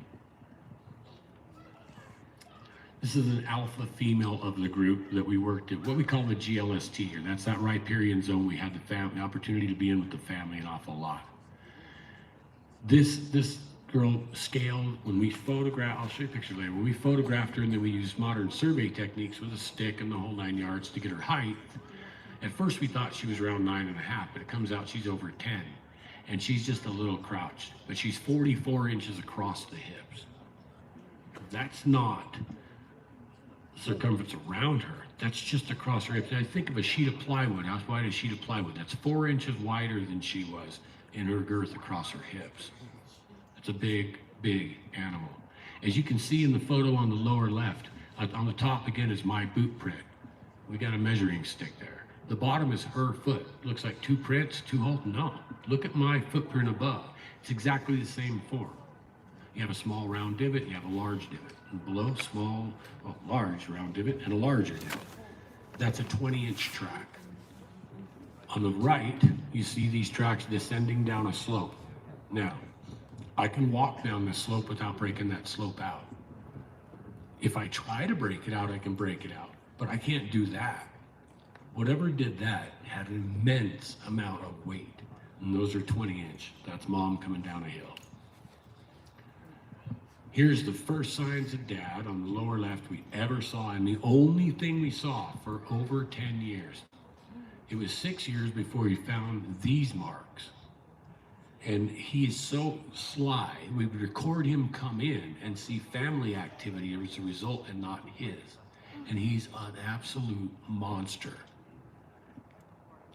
What we see here are tracks that are over 24, 26-inch breaking through ice that deer had gone across, coyotes had gone across. We'd stand on it, hop on it, we couldn't do anything to it. And every step punched a hole through it. And apparently he was at a pretty good gait. The stick we see on the ground there is 7 feet long. That's an 8-foot step gap. The next one matched it, and the last one was 12 feet to exit the riverbed. Now the photo on the right, that one took long, that one was later. That one I was alone, and this subject was 40 feet from me, 5 minutes after the spirit was left. I was listening to him break stuff, trying to intimidate me when I took that photo. And that's a 23-inch long foot.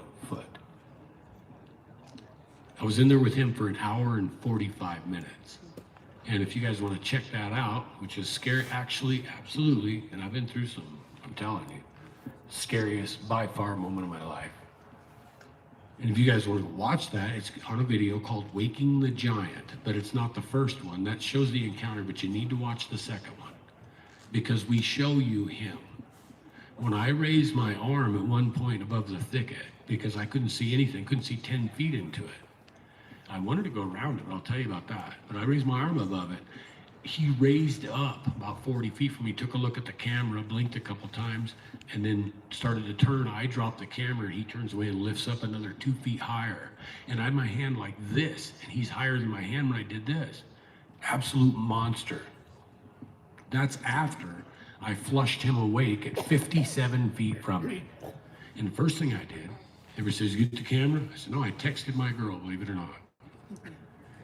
Because I didn't know if I was coming home. That's scary. It was like, honest to God, it was like experiencing an elephant on fast forward. Matter of fact, have you ever seen the old nature shows and they got a crocodile laying in the river and you got a wildebeest, which is a big animal, man. It's like a calf, right? Big cat.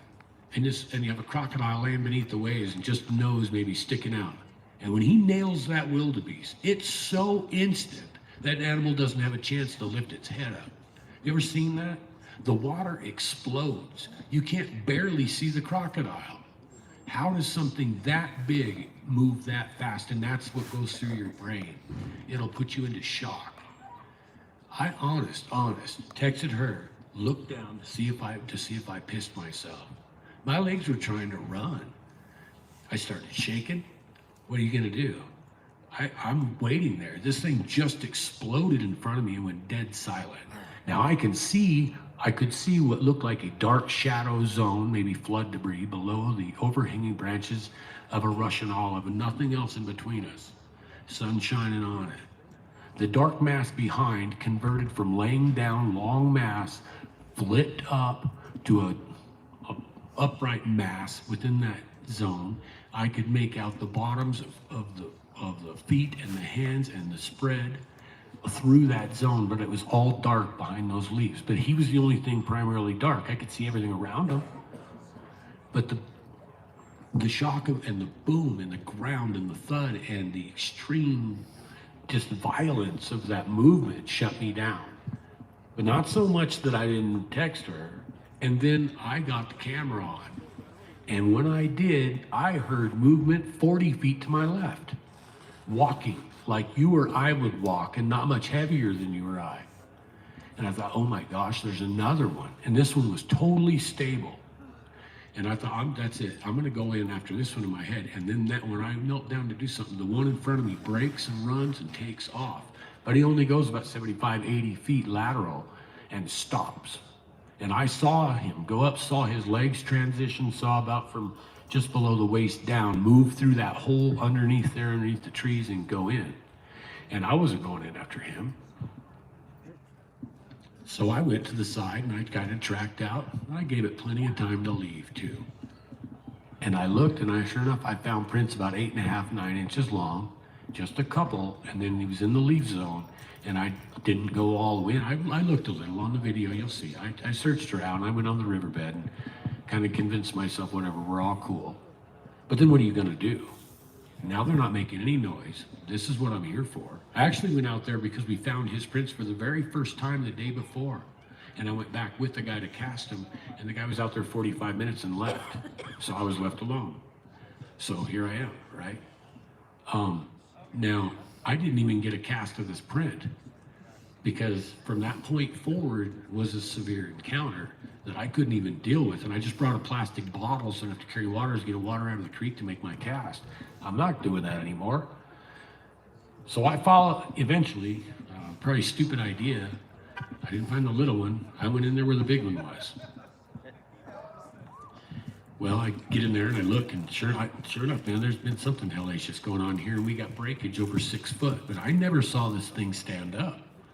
The most I saw was that form go quad, which was wide, I mean, really wide. But I had breakage at 6 foot in there. Everything just busted out. And I thought, man, my brain's thinking this is big, big, big, but I haven't got any deliberate stuff. Got a lot of Russian olive leaves. So I tracked that a little bit, and I can see where the ground is in front of me now broken out. And this ground at this point, I can't scuff. I could kick it as hard as I want to, I can't scuff. Horses and cattle walk on this compacted clay, and they dust the top and they scuff the top of it a little, leave scratches on it, but they don't dig it out.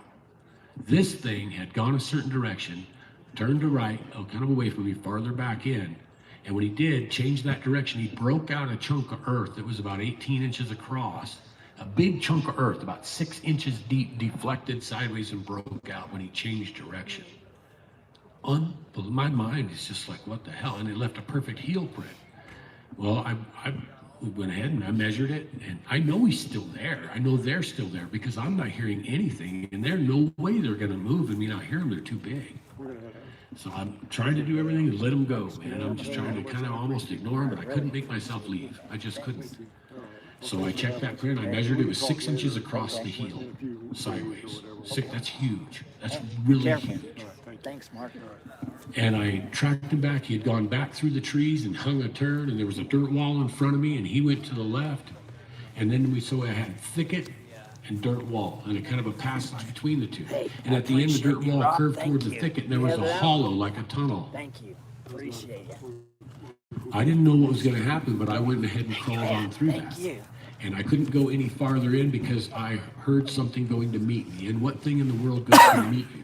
What animal that you go in tries to meet you at the grab point? Well, it's exactly it. It's a grab point. Nothing does that. They move the opposite direction unless they want to grab you. So I couldn't do it. I tried and tried and tried, and you see my frustration in the video. But regardless, this is basically the best I could get from him, and this encounter went on until he ends up grunting at me and definitely let me know it was time to go. So I did not get a cast. The next day we returned in there, and the cast was wiped out by cows, or this print. So let's move on to foliage and manipulation. something we see a lot in a lot of these shows, is structures, things like that, and where they make teepees and they make things like that. Well, they make all kinds of stuff, and I guess for a myriad array of reasons. But in this case, in the right-hand photo, we see a structure built that a kid could fit in. And it wasn't where someone put a tent up, because if you just tear your crap up, it's not something you'd want to hang anything on. It's not done like we do with a crossbar and you hang something over it. It's not done like we do when we're trying to build a blind or anything like that. They just seem to be almost like a slightly protected thing. You maybe stick a kid in and keep them there. Maybe, I don't know what it is. On the left, a lot of them left was even weirder, because they were making these small, and there was one of them still primarily together, and it looked like a little pen. Like if you got a turkey or something, you could stick it in there and it couldn't go anywhere for a while. But we really don't know. But these are the type of these. Sunshades, where we're at, and here as well, there's often places where, of course, you can't get out of the sun. It's going to get too damn hot. You don't have time to move, don't have time to get out. In this case, they drug a bunch of dry foliage from up on top above the arroyo, drug it off to the side, and it gave them a large lean-to shade area that they could get in. And then the bottom left photo, you can see a normal sized person inside there. So they made plenty of space for a large animal. This is more, it breaks and twists. This is more indicative of signaling. It's not just a matter of frustration or anything like that, because we can predict and follow these to locations and repeated evidence, let's say. Matter of fact, we can even follow certain sign to the subjects themselves. And that's because they're marking, apparently, so the other individuals that come in, maybe the big male, whoever, can find the group. On the right hand, or on the left hand side, I'm sorry, we see a quick snap, and that's in a nice green Russian olive, the red branch on the Russian olive. And if anybody ever wants to try to break one of those things, they can. They're not easy to break. And they just snap them off clean, snap, and they leave it there to expose it that way. This is the type of thing you see at an entry point into a foliage zone of occupation, something like that. They'll mark them like this, and they'll mark them every day they're in there. And when they move to a new spot, they'll mark that spot. Often they mark the same piece of their tree year after year after year, years. On the right-hand side, we see a tenuous or fibrous wood. This is cedar, juniper, and it's been shredded, as you can see, twisting and everything else. And people might think, oh, that's a cow itching itself or something, but they only do this in certain situations, in certain places. No other foliage would be disturbed, and it's always done in the same way. Now, what's unique about this position is we assume, by the damage in the area and the little feet print and everything else, this was a zone the kids might have been in, or the family was hanging out in for some time. And what's really interesting, in the right-hand photo, if you look above that twist, there's a little blue and white object in there. That's a basketball. Why is it there? Fully inflated, not dirty, looks great. You could go play basketball with it. Basketball sitting in a zone that we have other evidence indicative of having a family in there. Would they go get the kids a basketball? And that's what it looks like. Here we have another type of break. This is what we call a flag. And these mark entry points from long travel. You might be going up a arroyo for a few miles. You go into a foliage zone, got a tree line. Where do I go in the tree line? There won't be any real disturbance on the front. You can even see to go in often. But what we do have is these flags. And these are where they'll break off a limb, they'll twist it off, whatever, and then they'll rub fur and hair and skin and all that into that. It's a scent post. And they also do it in a manner that you can see these things. They'll do it on a small bush or tree out front of the tree line.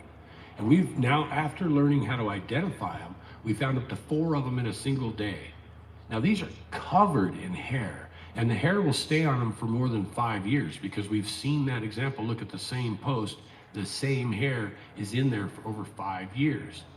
But what we also see is redeposition of hair. And in this last year, we noticed for one of the younger subjects we know has orange hair, who also happened to be at the Waking the Giant episode, by the way, was rubbing now on top of what Mom used to rub on. Because she's got black hair and he's got orangish colored hair.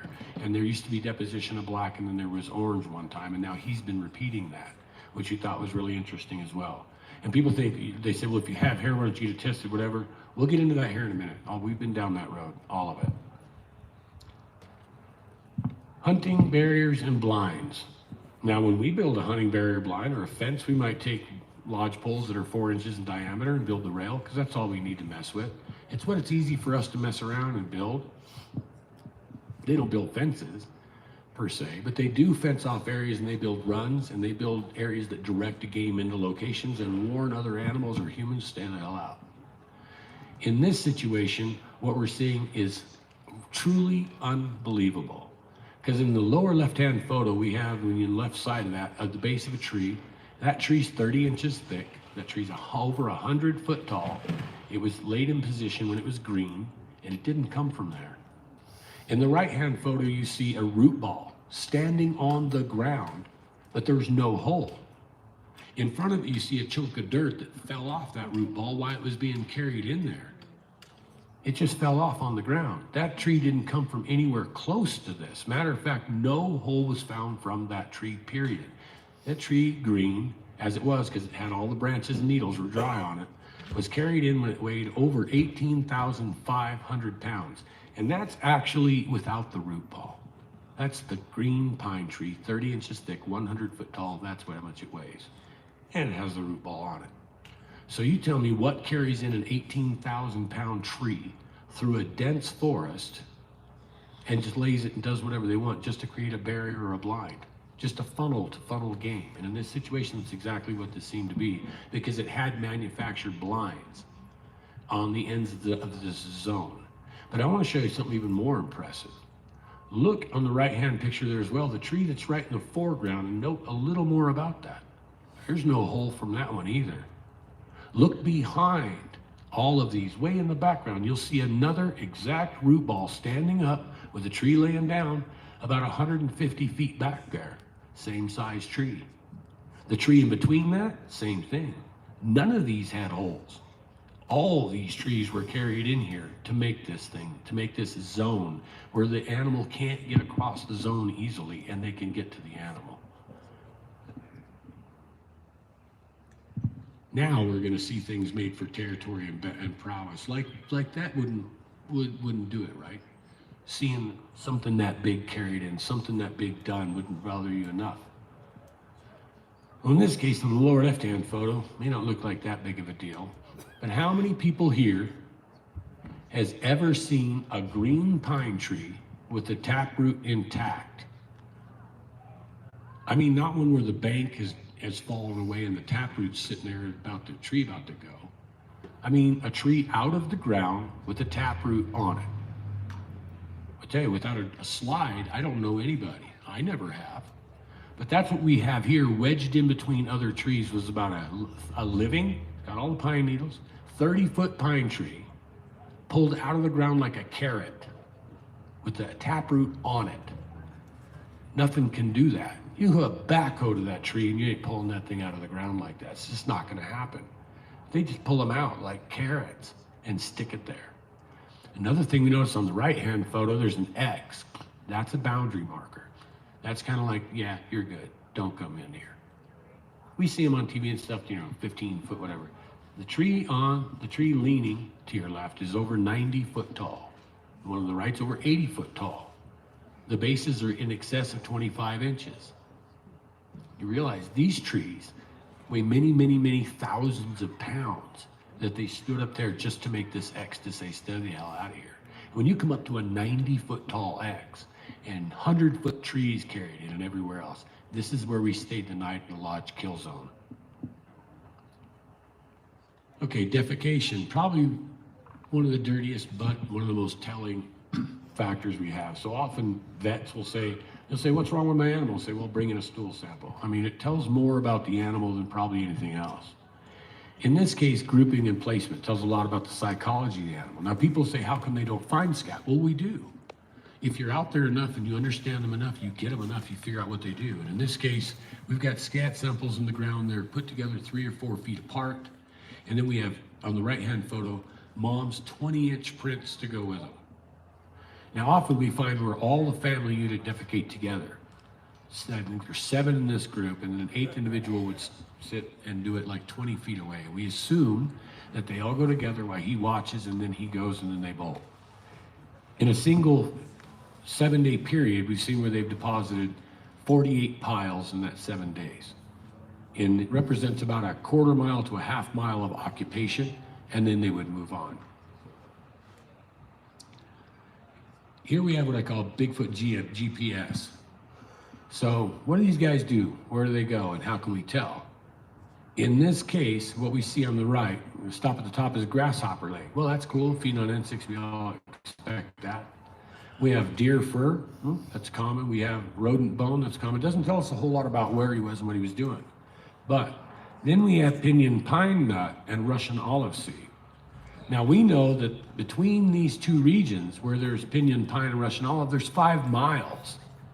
The closest pinyon tree to this area is 5 miles away. So this subject, within one feeding and defecation period, had gained food, all these different foods in that short time period as he traveled from one zone to the other. And it tells us where he went. Often we'll find things like domestic bird seed, and it'll tell us what ranch they've been raiding. Here we got vocalizations. This is one of the coolest parts of this whole thing. And the reason I say that's because we have decent audio equipment this time, and some of this has never been heard on speakers like this. I'm going to start with an alpha male howling and a mountain lion in response.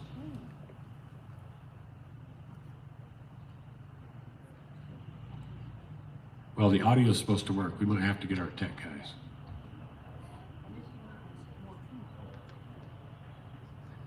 Oh, I don't know everybody. Hey, John.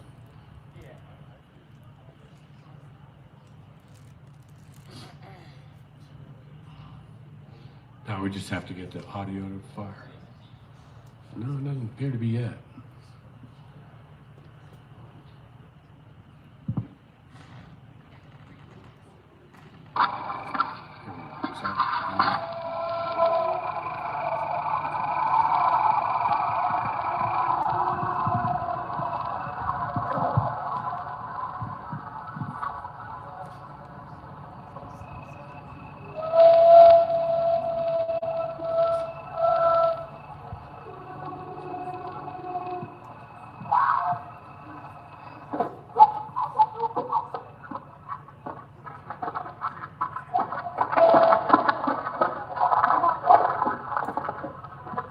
You can hear me running because sometimes get a little hectic when they start sounding off.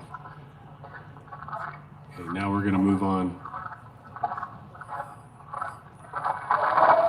ahead and pause it. Matter of fact, I will would you mind running it? Yeah, let's go ahead and just go down.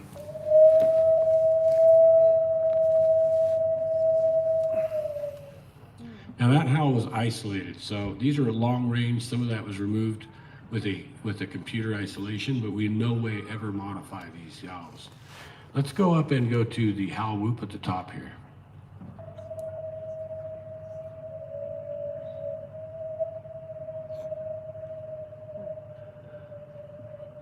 Okay, so what we had there was you heard a howl, and then there was a little bit of a harmony, and it sounded like a little whoop that went in with that. And speaking of harmony, before we get into this stuff, let's go ahead and check out what we call howl harmony. Now, what this is, not quite yet, John, but what this is the male howling and the female or the family getting excited and howling as well, but harmonizing with them when they do it. Go ahead.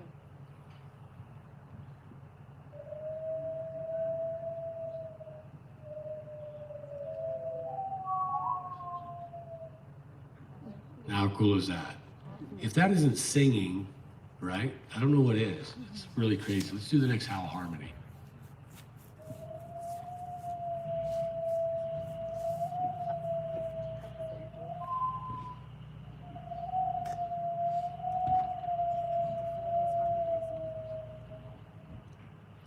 Okay. That's going to be a real long audio, so let's skip it and go to the 15-second sequence. Now, you want to hear a set of lungs? Listen to this.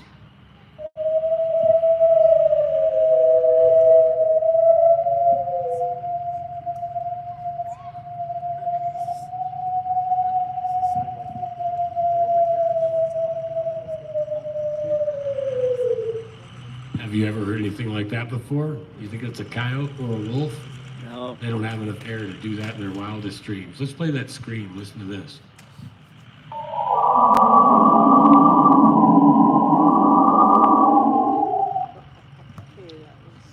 curl your blood when you're there for real. Now I want to play you something. We're going to go to the tops of Tone Howl, but don't play that yet. We already played that. So these type of recordings, I don't think you'll hear anywhere else because I think we're the only ones that's got them. When they want to communicate over many miles, or they want to bug something, screw up a deer, screw up your head, screw up your body, they produce low tones that run into the infrasonic range. This speakers aren't going to produce the low harmful tones, but these run from 0 up to about 40 hertz. We only hear down to 20 hertz. So go ahead and play that. You guys are the first ones to hear this stuff on good speakers.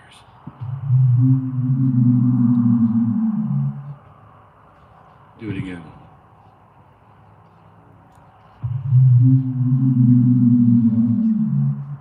Okay, see, right at the beginning of that, it shakes everything before you really start to hear it. That's the infrasound.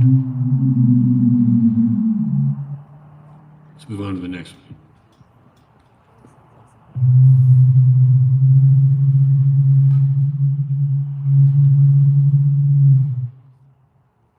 Now you tell me if you're not out there in the dark 100 miles from nowhere all by yourself and that comes across and rattles your fucking body so bad you cannot breathe. Let's do it again.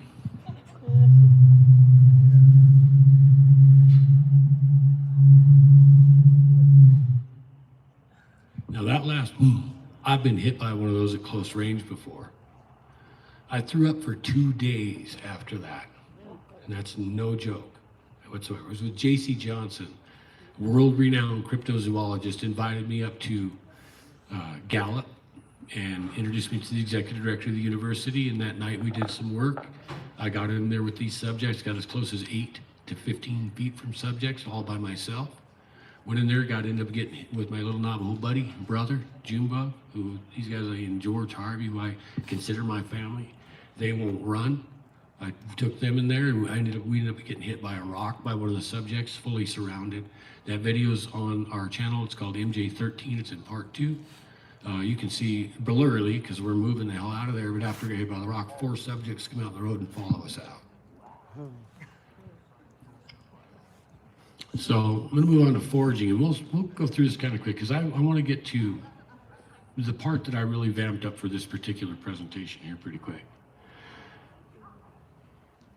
So foraging, they move as a scattered group, scattering individual for individual and group food resources, gathering, consuming food by searching without collection, so just eating as they go, collecting and delivering food to sedentary individuals at camp.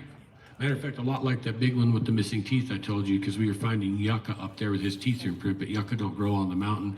They fruit down in the valley, which is quite distant. So somebody brought them up to him.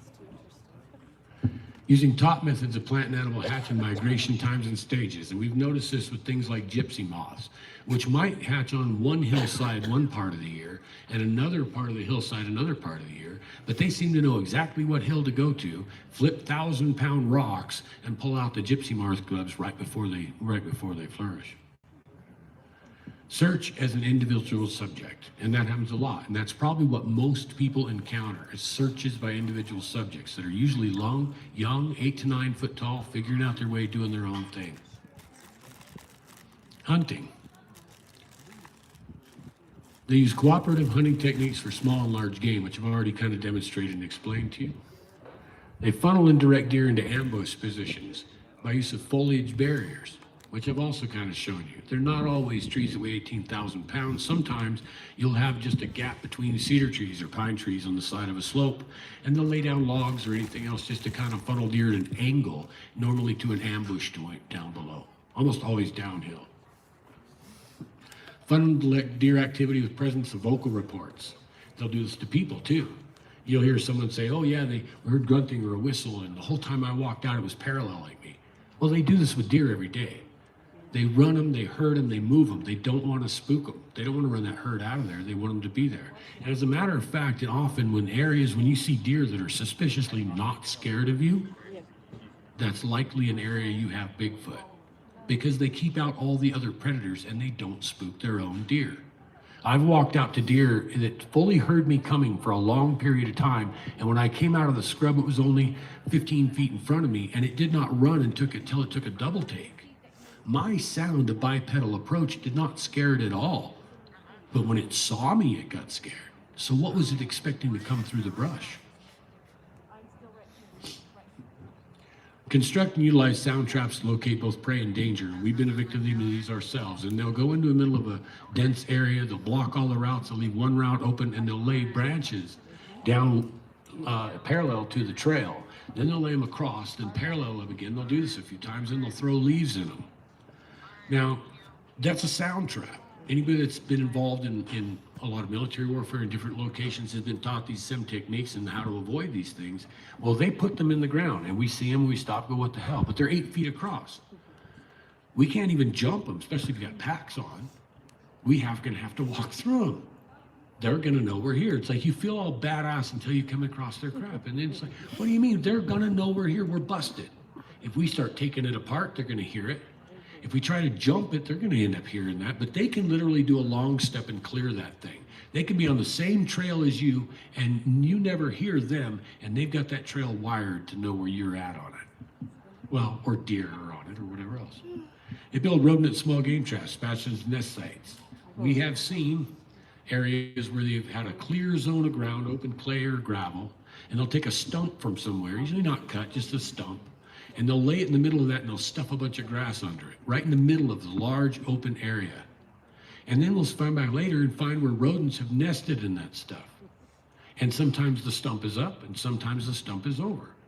And all we can imagine from what we're seeing here is where they've provided a nesting spot for a rodent so they can come check it with enough open ground they can grab it when it comes out or if they miss it. So it's a pretty brilliant way of collecting food. Instead of a deadfall, you have a live trap, basically. Okay, occupation. They'll utilize an area about 2 square miles for 5 to 7 day period as a family group. And that's what we see. They'll utilize it until the resources start to deplete or whatever, and they'll move on.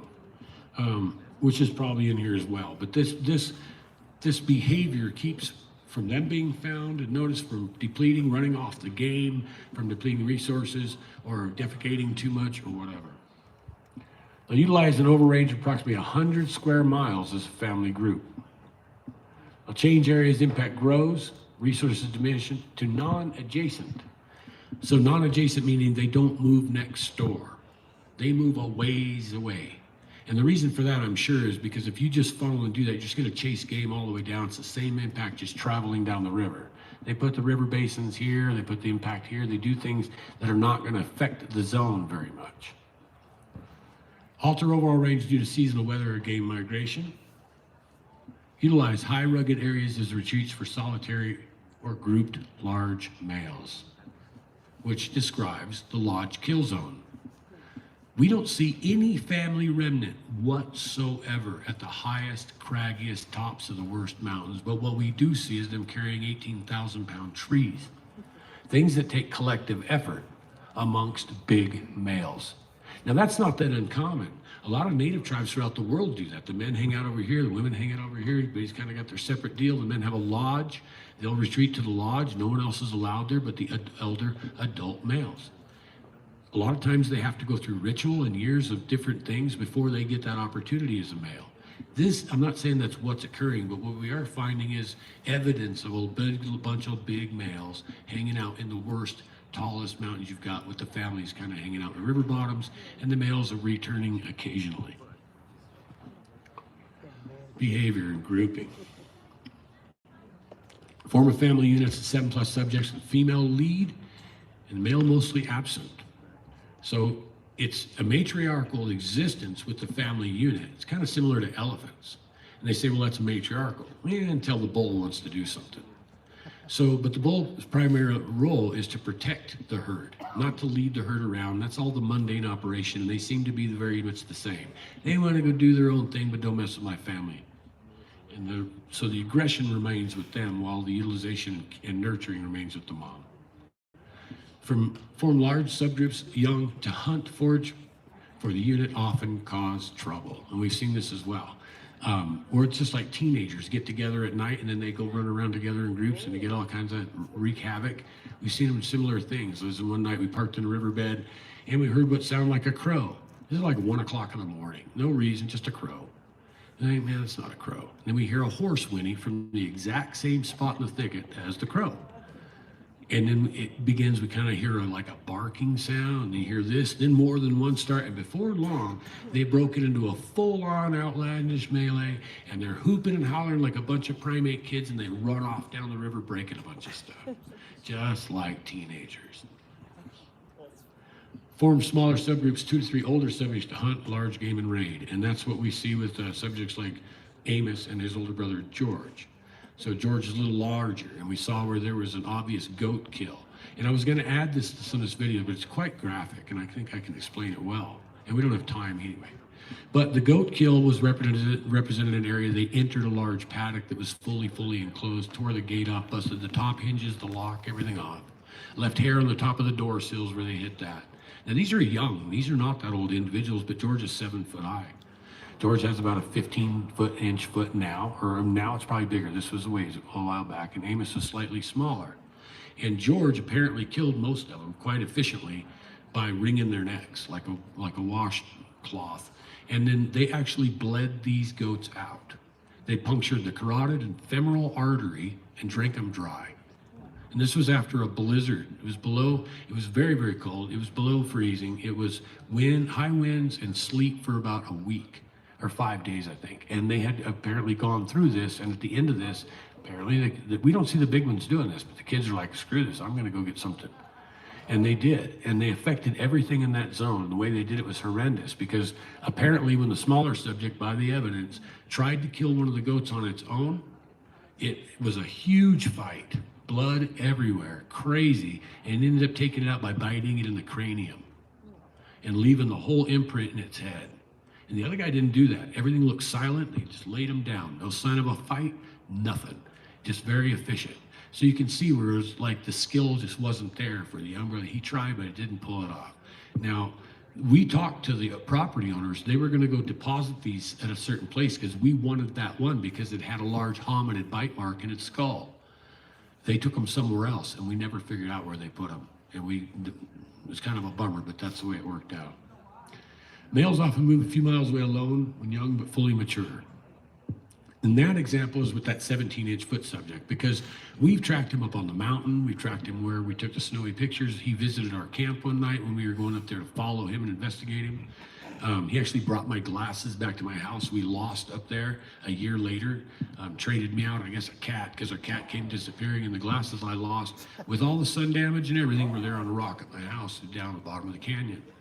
And that's how I knew where to track him. He had been coming to that place before. That's another long story, but he goes back and forth a lot. He's the one we usually find bird seed and other things in his scat. And so he's a raider, but we don't see where he's making problems. In other words, there's no attribution to his feet print at these problem sites where people are losing livestock and stuff. Seems to be pretty mellow, although he did come by our place and hit the oats for the horses a couple times. Large males will often retreat to the highest rugged, dense areas together, and we kind of already covered that. Now, this is where I guess this presentation takes a turn from most other scientific presentations in a way. And now we're going to get into kind of the nitty-gritty of what real mainstay of how and what everything works around the subject. Why? What if it's all the reality I'm showing you? We've got hair and we've got prints and we've got all this and activity and there's been injuries and everything else. How come we don't know about it? What is the reason? People say, why? Why?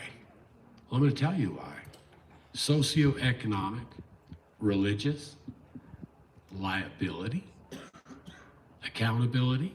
That's why. Because if it exists, and if it's real, how does academia not know it exists? What's that dictate? It dictates incompetency, right? Or they lied. Because they can't study everything out there. You can't be out there that much and not know about it. So either you're incompetent, you don't know what you're looking at, or you haven't got a way, a rhyme, or reason, or you're lying. That's why you can't be admitting this kind of thing exists. But do they? Now, we all think from all the shows that science is the thing that doesn't accept it and that the people do. But I'm going to show you that's not necessarily true. And to dramatize that, we're going to look through modern curriculum. If you want to be an anthropologist, this is what you're going to read. This is the modern, up-to-date standard for today's college curriculum. And it's through a book called, as a source, Through the Lens of Anthropology, 2nd edition, 2019. In that, we're going to look at the section Introduction to Human Evolution and Culture, chapter 2, page 50. And they state, believers should be aware that if they do sight a Bigfoot, they should probably leave it alone. It probably isn't a large human-like ape. If it exists, it is probably a human who wants to be left alone. And right? And nobody should do it harm. Recall that if a primate is bipedal, as Bigfoot is typically reported to be, it is classified as human. Think about that. This is all these shows tell us it's a myth. All these shows tell us all these things. This isn't really written that way, is it? We have the main PhD in this field for over 45 years touting a big ape, a big monkey, a standard primate, a hominid, but not a hominin. Hominin are bipedal. Hominin are us. Now remember, are we the only human? No. Humans go back millions of years. Not Cro-Magnon, not Homo sapiens sapien. Doesn't go back millions of years. But humans certainly do. Did you know Neanderthals were human? Now when they talk about them, they call them Neanderthal, and then they say humans, but humans would be this. Denisovan was human. Okay? Homo heidelbergensis was human. Australopithecus, millions of years old, was human because it was bipedal. I just lost my camera, but that's okay. In this thing, we have a very important point, that it probably isn't a large human-like ape. So why is the main PhD for 45 years telling everyone it is probably a large human-like ape? It's exactly opposite of scientific view. That's what they've been telling you since the show In Search of 1975. Now, in 1974, this was on the military list of species for the Pacific Northwest, recommending just don't mess with them. But it was listed like orca, like bear, like wolf, like mountain lion. It was in the list. That's official documentation in 1974. But in 1975, it was a myth being featured on In Search of, which is the time our PhD, who I'm going to name him, Dr. Meldrum, came into action. And then it was a big question. What? Maybe it's myth. Maybe it's real. Maybe it's not real. And other shows call it The Bigfoot, like it's Frankenstein or one thing that's being seen all over, a monster that shows up here and there. Why are they doing this? You have to ask your question. If they're willing to go exactly against science, act like I'm a pro, but embarrass myself in front of every other anthropologist that ever lived when I make the statement that is a bipedal type of ape or a large human-like ape. Because recall that if a primate is bipedal, as Bigfoot is typically reported to be, it is classified as human. Let's break it down even more simple than that. All right? It probably isn't a large human-like ape. If a primate is bipedal, it is classified as human, period. Now, I'm going to tell you right now, that 45-year-old doctor who's been misleading the public, you got to ask yourself why. I mean, this is a long time. This is bull, really bull. Now changed his tune. And you know why? Because we just did 3 years of presentation where we produced this fact. Hard to be a PhD scientist of any reputable, ethical, moral reputation, right? And maintain that. So now he has flipped it. And during a special production of the show, The Proof is Out There, which normally interviews 3, 4, 5 people during one episode, and they look at everything they got, did a special presentation, one guy, the host and him telling how his theory is that it's Australopithecus, an ancient human. What? No, you didn't. 45 years you said Gigantopithecus, a big ape out of Asia. Not once did that come up until we pointed that fact out. Now, knowing that's true, what are we told, right? You've heard this recently, haven't you? Trust the science. Trust the science. This is the science. Science is to test recent Bigfoot DNA evidence. Well, there was the OLCHP, the Oxford Collateral Hominid Project. Oxford Lausanne Collateral Hominid Project. We need another hominid besides us running around out there. This is Oxford University. This ain't no joke. Guess who they contacted? Right? They asked people to submit a lot of samples, and people did. But they contacted us in a particular nature and said what they wanted. It took a little while. We provided it. And that was a hair we got off a pile of scat at over 10,000 foot elevation in the Sandia mountain range in New Mexico, midwinter, December, on top of snow, near a lodge area with prints where they had built a lean-to out of fallen trees and put boughs all over it and everything else, next to a consumption site where something had swept the snow aside and ate a whole bunch of pinyon pine. That scat was comprised completely of pinyon pine and had a hair in it.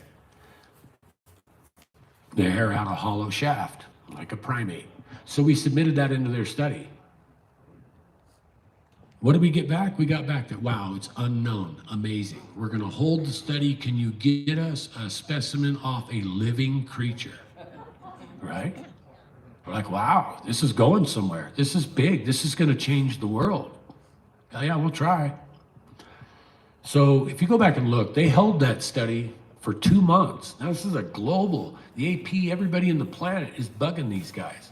Oxford University, the museum in Lausanne, Switzerland, best DNA in the world, genetics. And they've held the study for us to provide a sample, and it took us 2 months. They were willing just to sit on it. Well, we did that.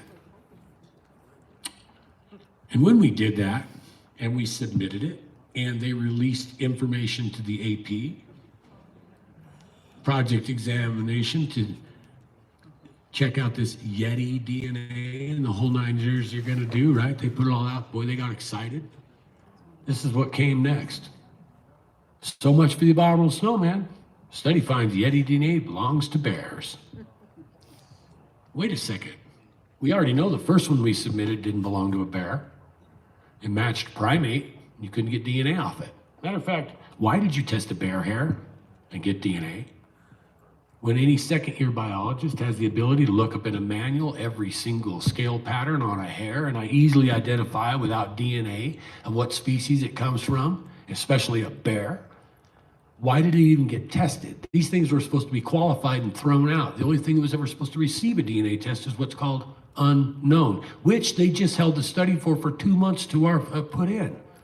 What the hell just broke down in the middle of this zone, right? So, I'm not sure why our the is off the top there, or things have changed, but we're still on, right? Yep. Okay, and you can't see it either. So I'm not sure why that compressed, but it did. I think you guys would be all right with that. What we have here is the Oxford Lausanne Collateral Hominin Project, and we have a sample number. This is called chain of custody. Every hand it goes through respects this chain of custody and logs this number. This number is this thing's existence in the world. It means it exists. Accepted by science, it exists. It's a physical thing that's floating around. Why didn't we ever receive results in the study from this sample? Because he released to the Associated Press that nothing anomalous was found. They got hairs from possum, they DNA tested possum and everything else, and they said that the Yetis turned out to be a hybrid between an ancient bear and a polar bear in the Himalayas. Now, we have to then concern, I have a letter from Brian Sykes stating that this sample was not tested. It's being curated at the museum in Lausanne, Switzerland for future study. What kind of sense does that make? You hold a study for 2 damn months. We provide not only just a hair sample 6 inches long, gray, off a living creature with a hydrated follicle left in less than 15 minutes behind that subject. We come back with 170 prints, including the 22-inch feet print I showed you, okay, including the 16-inch handprint. That's that same subject. We had over 170 prints that day, with all this evidence to accompany that, witnessed by USFS veteran, archaeologist, and 4 other people. It went into a hermetically sealed chamber, positive pressure, sterile chamber, under video on the outside, video on the inside. Everything was perfect, because chain of custody, no contamination. We want it perfect. It went to them with all that information, and they say they did not study it. They told the AP everything was studied. They waited 2 months for that sample. Smoking gun. Where is it? They say it's shelved. So you tell me. That's why it's captioned here, Dr. Sykes. Where did it go? Now, after all that, it'd be a heartbreaker, right? This is the biggest stuff in the world. There was hope on the horizon at that point because there was going to be a new study, and that was the University of New Mexico Gallup study. This was a year long on our dime, all over the place, horrific conditions, amazing stuff, and not just us, but a few others, but I think we're the only ones that put the serious field work down. Well, you saw a lot of that as during this presentation. As you can see on this, if you can read it from back there, it says Bigfoot, New Mexico, evidence, ecology, and behavior. The two speakers involved in this are who? Dr. Jeffrey Meldrum. There was a reason for this. And Robert Kreider, New Mexico naturalist, this guy. Well, the reason, one of the reasons that we had Dr. Meldrum come to present at this was actually supposed to be the presentation of the field study to the faculty and directors of the university, and as well we opened the door to the public, which is the Navajo reservation, who usually shy greatly away from revealing anything about these guys, even though they're attributed to saving the Navajo people after the Great Walk. They came back from the Great Walk and said, how did the elders and the children survive in the Chusca Mountains the way you did? You should have all died. And they said, the hairy men took care of us. That's how we survived. So to them, these aren't just neighbors, right? They're not gods. They don't worship them. Matter of fact, sometimes they shoot at them. But the point is, that's who saved their people. And they coexist with them today. They're very real to them. You don't go mess around, and they're real to us as well. And when I talk about they're young, I talk about them as children. This upset Dr. Meldrum, because children denotes what? Human. He wasn't on that bandwagon. He did not want that said. He didn't want the word stated. Now, all the DNA evidence gathered during that year. Now, you heard about the Brian Sykes fiasco, so all that DNA evidence provided during that year. What were we going to do with it? Well, during that time, about 9 months in, we had contacted Dr. Meldrum. Part of this was a test, and I'm sorry it went sour. To go take this DNA, we had a lot of samples. We had a lot of specimens from some absolutely unbelievable encounters. We had hair, flesh, blood. We gave him the DNA stuff and said, here's your instruction. And he agreed. I mean, he wanted to do it. And he said, we'll take it to 3 domestic laboratories, independent, tell them whatever you want, whatever, but nothing's to go overseas, and absolutely not to Brian Sykes. Look what we had just gone through. We were trying to break that right now with this study. I'm going to tell you, during the entire year, we never heard from Dr. Meldrum. During this whole process, after he was handed this, because he was being informed during the whole process. When he was handed the samples to give away, we never heard from him back after that. Time passed. We couldn't get it. The executive director was calling him and not getting callback. We're supposed to have a chain of custody on our DNA. We're supposed to have results in. Everything's supposed to happen. We're about to deliver it to the faculty and the directors and the public. Where is it? So we brought Dr. Meldrum in to do his famous presentation of Gigantopithecus, the big monkey, running across the ice bridge or the land bridge. And I respect him for the fact that he did a lot of research and he lays it out, but nothing's groundbreaking, nothing's new. It's all just common knowledge put on, in one person's take, I believe. Well, at breakfast during one of the mornings or dinner, I can't remember which the meal was, but the executive director asked him straight up, where's the DNA? Where is it? You know what he said? He said, I don't know. And then he took another bite of food. This is a PhD, university director, year-long study, man, the whole 9 yards. And he said, I don't know, just keeps eating. So that being said, I couldn't stand it. I mean, I just could not stand it. So I broke out and I said, what in the hell you mean? Where did it go? Where's the chain of custody? And I said, what do you mean? I don't know. I said, where's the chain of custody? He says, well, there is none. I said, you mean there is none? Things don't disappear. What did you do with them? He says, oh, I gave them to Brian Sykes. Now you can imagine right? What are you going to do? And then he goes back to eating. It puts you into a kind of shock. You can't believe what this person just said. You cannot believe it.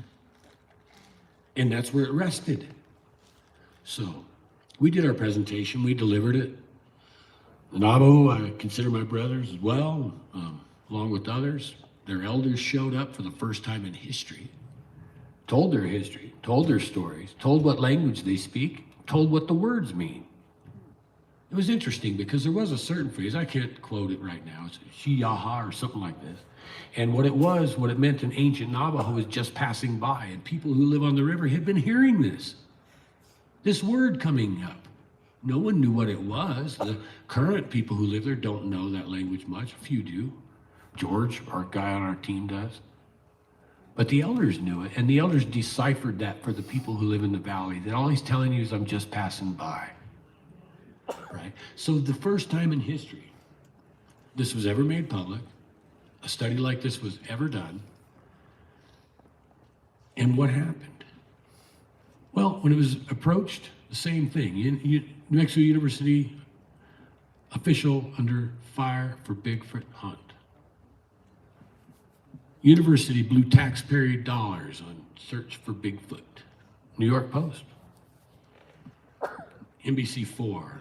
Bigfoot expedition inspires ban on state-funded searches for mythical creatures. Do you see how far this went to a senator proposing a bill, to a senator proposing law to prevent anybody from studying, or a university from studying this? For one, they lied and they said that we took $7,000 of the public's money as tax, and they were getting them on fraud. It was $7,000 of discretionary funds they could have used on pizza, and that's what they put the exposition on with. We paid for the study out of our own pockets. We went out and did this. They never paid us to do this. And here they are attributing, saying he stole funds. And what was their main reason? Check this out. Their main reason was there was no DNA. There was no evidence. There was no samples. So it was fraud. We're going to throw him in jail. We're going to denounce and ruin everybody else's lives who, listen to this. KRQE News made a nice 22-minute special incriminating every one of us in a crime of fraud against the people, okay? And they put this together by this Larry Barker, Special Investigation. We've all seen Special Investigation, right? This is as far as they went. They went deep down a deep, deep hole. And they tried to drag everybody into it. And all of it was based around the fact that there was no substantial evidence recovered or to show as a result of that study. And they had a group called New Mexicans for Scientific Reasoning. I don't think we've got a slide of those guys. But New Mexicans for Scientific Reasoning. And they put the leader of that on the news show. And they were going to use him in court as their proof and everything else, that these things do not exist. Right? That this was fraud. You were just told crap and just to steal $7,000. Well, I'll tell you what. So what did? I contacted the Mexicans for Scientific Reasoning. I said, hey, these are a bunch of retired scientists from Los Alamos Labs, Lawrence Livermore Labs, Sandia National Laboratories, a bunch of the ongoing medical people, astronomy, everything else from the University of New Mexico, Albuquerque campus. The heads of the biology department, the head of the astronomy department, and all these guys were in attendance at what became the first real exposition before a scientific true peer skeptical group on the subject. And I did it to them in response of their accusation that it doesn't exist, and they're about to lock down the executive director because Meldrum gave all the damn evidence to Sykes. He's throwing everybody on the bus. Did Meldrum show up? Did he throw up to say, oh, no, I gave that to Sykes. No, he didn't. He hit the hills. He didn't open his damn mouth. And literally going to throw everyone under the bus. So what did I do? Yeah, you think you got all the evidence, partner? You don't. Here's some. We kept this. We kept that. We kept this. We kept that. Now I've got it all laid out on your table, and I did a 3-hour presentation for the New Mexicans on scientific reasoning. Over 3.5 hours. I'm telling you, it was dead silent. Normally, they're countering everybody, and you have new technology or new form of propulsion, or there's something with biology or whatever, and there's the guys who are going to counter and call you. They didn't open their damn mouth. I laid in about enough crap about how it's hidden, why it's hidden, what's hidden, and then showed them the physical stuff on the table and said, now you go down there and deny me that exists. When we were done, the man who runs all that, Dave, got up in front of everyone and asked him, do you think we could have missed it? Then he asked me if he could go out with us, retracted everything he thought before. The head of the astronomy department of UNM told me directly at dinner afterwards, if you could turn Dave's mind, you can do anything. Because he's the world's #1 absolute skeptic. This guy's hard-nosed. And you said, you got him. You got him. We basically challenged them at this. You want to put us in court? You want to, and your whole case is that that this creature does not exist, that they had no physical evidence? It's a mythical beast? Let's do it. Let's go to court. We're showing you what we're going to throw down. What's going to happen at the end of this court case? Sounds to me like there's going to be a declaration. Was this a mythical animal? Or is that hair over there for a real creature we were studying? How do you think they like that? That would have been it. We'd have been done. I'm going to tell you what, we never heard a word about charges. No one ever was put into deposition. There was not another word said about that. It all went to zero immediately. But I ask you, what part did Dr. Meldrum play in that? They almost ended even the potential for future study. Science doesn't do that. Science never declares, no, that doesn't exist, ever. It says, well, it could, but until evidence pops up, we're not going to say it does. When the evidence pops up, it does. That's science. And evidence means repeatable. Over and over, we can do that. We've done it. We showed it. We proved it. So the least thing in the world they wanted to do was go after that executive director anymore and see any of this stuff laid out on this table. But what it did was it really pulled the veil. It pulled the veil on not just the entire system and how much they're scared of this.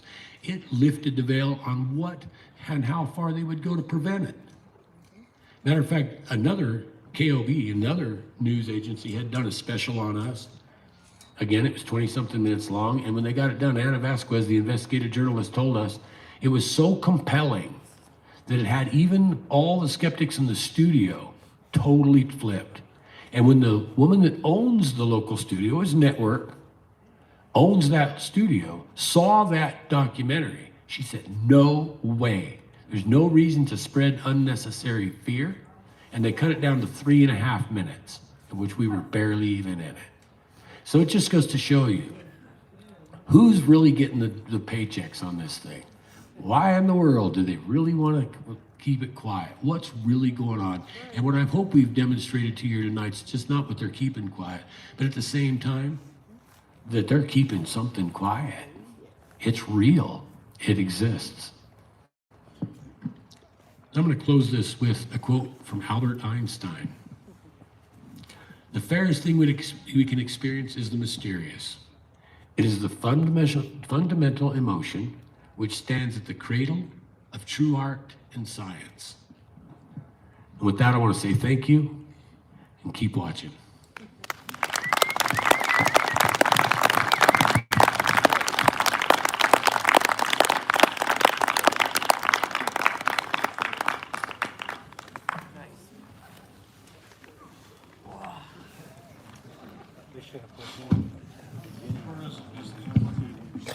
Thanks, Rob. We appreciate you coming. And 25th anniversary in the bag. We thank you. We appreciate everybody coming.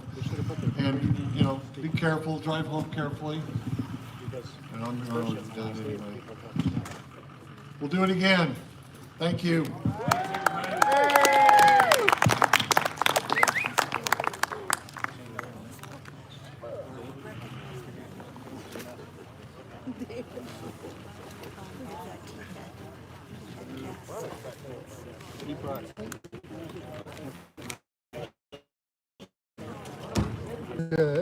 Meldrum. Yeah. What the fuck? Yeah. Yep.